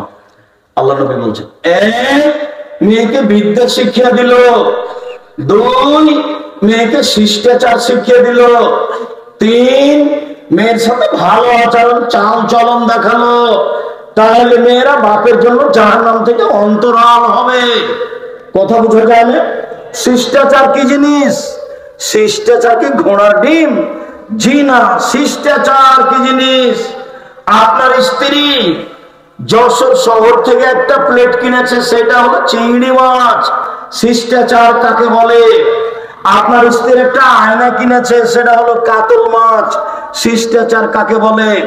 আপনার স্ত্রী একটা আপনার তরকারি রাখা বাটি কিনেছে, সেটা হলো রুই মাছ। শিষ্টাচার কাকে বলে? আপনার স্ত্রী শোকে যে কাঁকড়া সাজিয়ে রেখেছে, শিষ্টাচার কাকে বলে? আপনার স্ত্রী যতবার আপনার বাচ্চাকে দুধ খাওয়াচ্ছে ততবার বিসমিল্লাহ বলতে হবে। আপনার স্ত্রীর জীবনে বিসমিল্লাহ বলে না। বিসমিল্লাহ না বললে এই দুধ শয়তান খাবে, নিশ্চিত খাবে, অবধারিত খাবে, খাবেই খাবে। আল্লাহর নবী বলেছেন বিসমিল্লাহ না বললে এই দুধ শয়তান খাবে, অতএব নিশ্চিত খাচ্ছে। শিষ্টাচার কাকে বলে? আপনার স্ত্রী বাচ্চার কোন হাতটা আগে ঢোকাবে জামাটার এটা জানে না, ডান হাত ঢোকাতে হবে। শিষ্টাচার কাকে বলে? পায়জামা প্যান্টার কোন পা আগে ঢোকাতে হবে আপনার স্ত্রী জানে না। শিষ্টাচার কাকে বলে? ডান পা আগে ঢোকাতে হবে। গিলাসটা কোন হাতে ধরে পানি খেতে হবে আপনার স্ত্রী জানে না। শিষ্টাচার কাকে বলে? ডান হাতে খেতে হবে। আপনার স্ত্রী যখন বাচ্চাকে নিয়ে শুইতে যাবে তখন বাচ্চাকে ডান কাতে শোয়াবে, দোয়া পড়ে শুইবে। শিষ্টাচার কাকে বলে? বাচ্চা যখন পেশাব পায়খানায় যাবে দোয়া বলে দিতে হবে। শিষ্টাচার কাকে বলে? বাচ্চা যখন বাড়ি থেকে বের হবে সালাম দিয়ে বের হবে। শিষ্টাচার কাকে বলে? বাচ্চা যখন বাড়িতে ঢুকবে তখন সালাম দিয়ে ঢুকবে। শিষ্টাচার কাকে বলে? রাস্তায় হাঁটার সময় একদিক দিয়ে হাঁটবে। শিষ্টাচার কাকে বলে? কি দিয়ে বুঝায় আপনাকে আমি শিষ্টাচার কাকে বলে? আপনি একটা আপনার ছোট বাচ্চার পেশাব পায়খানার পট কিনেছেন, সেটা হলো ঘোড়া। ওটা তো আমাদের বাসায় 1 মিনিটও থাকবে না। আপনার বাসায় বছর বছর আছে। শিষ্টাচার কাকে বলে? আপনার ছেলের মাথায় চুল উপর দিকে আছে, চতুর্দিক সব চাচা আছে। ও তো ইহুদি খ্রিস্টানদের নীতি। শিষ্টাচার কাকে বলে? আপনার ছেলের একটা গেঞ্জি আছে, পিছন দিকে 10 লেখা আছে, দেখতে দেখতে নামাজ শেষ। শিষ্টাচার কাকে বলে? আপনি আপনার মেয়ের জন্য কাপড় কিনেছেন, তাতে আছে কার্টন। শিষ্টাচার কাকে বলে? শিষ্টাচার ধুইয়া মুছে গেছে বাড়ি থেকে, জাতির কাছ থেকে। রাসূল সাল্লাল্লাহু আলাইহি ওয়াসাল্লাম বলছেন আমার উম্মত ইহুদি খ্রিস্টানদের সাথে মিশে যাবে। ডান হাতের বিঘত যেমন বাম হাতের সমান, সমান সমান অন্যায় আচরণে কৃষ্টি কালচারে মিশে যাবে। 2 ডান পায়ের জুতা যেমন বাম পায়ের সমান, আমার উম্মত ইহুদি খ্রিস্টানদের সাথে পোশাক আশাকে, চলাফেরাতে, খাতা কলমে, কাজকর্মে মিশে যাবে। বলতে বলতে নিচে নামতে লাগলেন। নিচে নামতে নামতে ভাষাগত নেমে বলছেন, পৃথিবীর মানুষ শুনে রেখো, ইহুদি খ্রিস্টান যদি মায়ের সাথে জেনা করে থাকে, আমার উম্মত তো মায়ের সাথে জেনা করবে। নইলে মুসলিম মেয়ে স্কিন কাপড়ের পায়জামা পরলো কি করে? নইলে মহিলা, মুসলিম মহিলা এমন পায়জামা পরে আছে, আর একটা মানুষ ঢুকবে পায়জামা, এমন ঢিলে ঢালা, আর একজন ঢুকবে, এটা কি? আবার এমন পায়জামা আছে যার নিচে দিক কাটা আছে, দেখবেন আপনার মেয়েটার সামনের চুল ছোট করা আছে। শিষ্টাচার কাকে বলে? এটা হলো ইহুদি খ্রিস্টানদের নীতি। আপনার মেয়ে ভুরু তুলে চিকন করে রেখেছে, শিষ্টাচার কাকে বলে? আপনার মেয়ে কপালে টিপ দিয়ে রেখেছে, হিন্দু মেয়েদের নীতি হলো কপালে টিপ দেওয়া। শিষ্টাচার কাকে বলে? কি দিয়ে বুঝাই আমি শিষ্টাচার কাকে বলে? সম্মানিত দিনী ভাই বোন, রাসূল সাল্লাল্লাহু আলাইহি ওয়াসাল্লামের নিয়ম নীতির নাম শিষ্টাচার। ইহুদি খ্রিস্টানদের শিষ্টাচারের সাথে মিশে যাবে আমার উম্মত। মিশে যাবে যখন, তারা সন্ধ্যায় থাকবে মানুষ, সকালে হবে বানর শোর। তারা সন্ধ্যায় থাকবে মানুষ, সকালে হবে বানর শুকুর। আমার উম্মত সকালে সর হয়ে যাবে, বানর হয়ে যাবে। বানর কেন হবে? কেন নবী বললেন না যে গরু ছাগল হবে? কেন নবী বললেন না যে কুকুর শৃগাল হবে? কেন বললেন বানর হবে? পৃথিবীতে বানরই সবচেয়ে অনুকরণীয় প্রাণী। আর একজনের অনুকরণ করতে পারে। মুসলমান যেদিন ইহুদি খ্রিস্টানের অনুকরণ করবে, গাড়ি চালাতে, ড্রাইভারিতে, রাস্তাঘাটে, খাতা কলমে, কোর্ট কাচারিতে, অফিস আদালতে, নারীর পোশাকে, পুরুষ পোশাকে, তখন এরা হয়ে যাবে সকালে বানর। দুই, শোর কেন হবে? শুকুর কেন হবে? পৃথিবীতে একটাই প্রাণী যার অনুভূতি নেই, একেবারে অনুভূতি বলে কোনো জিনিসই নাই।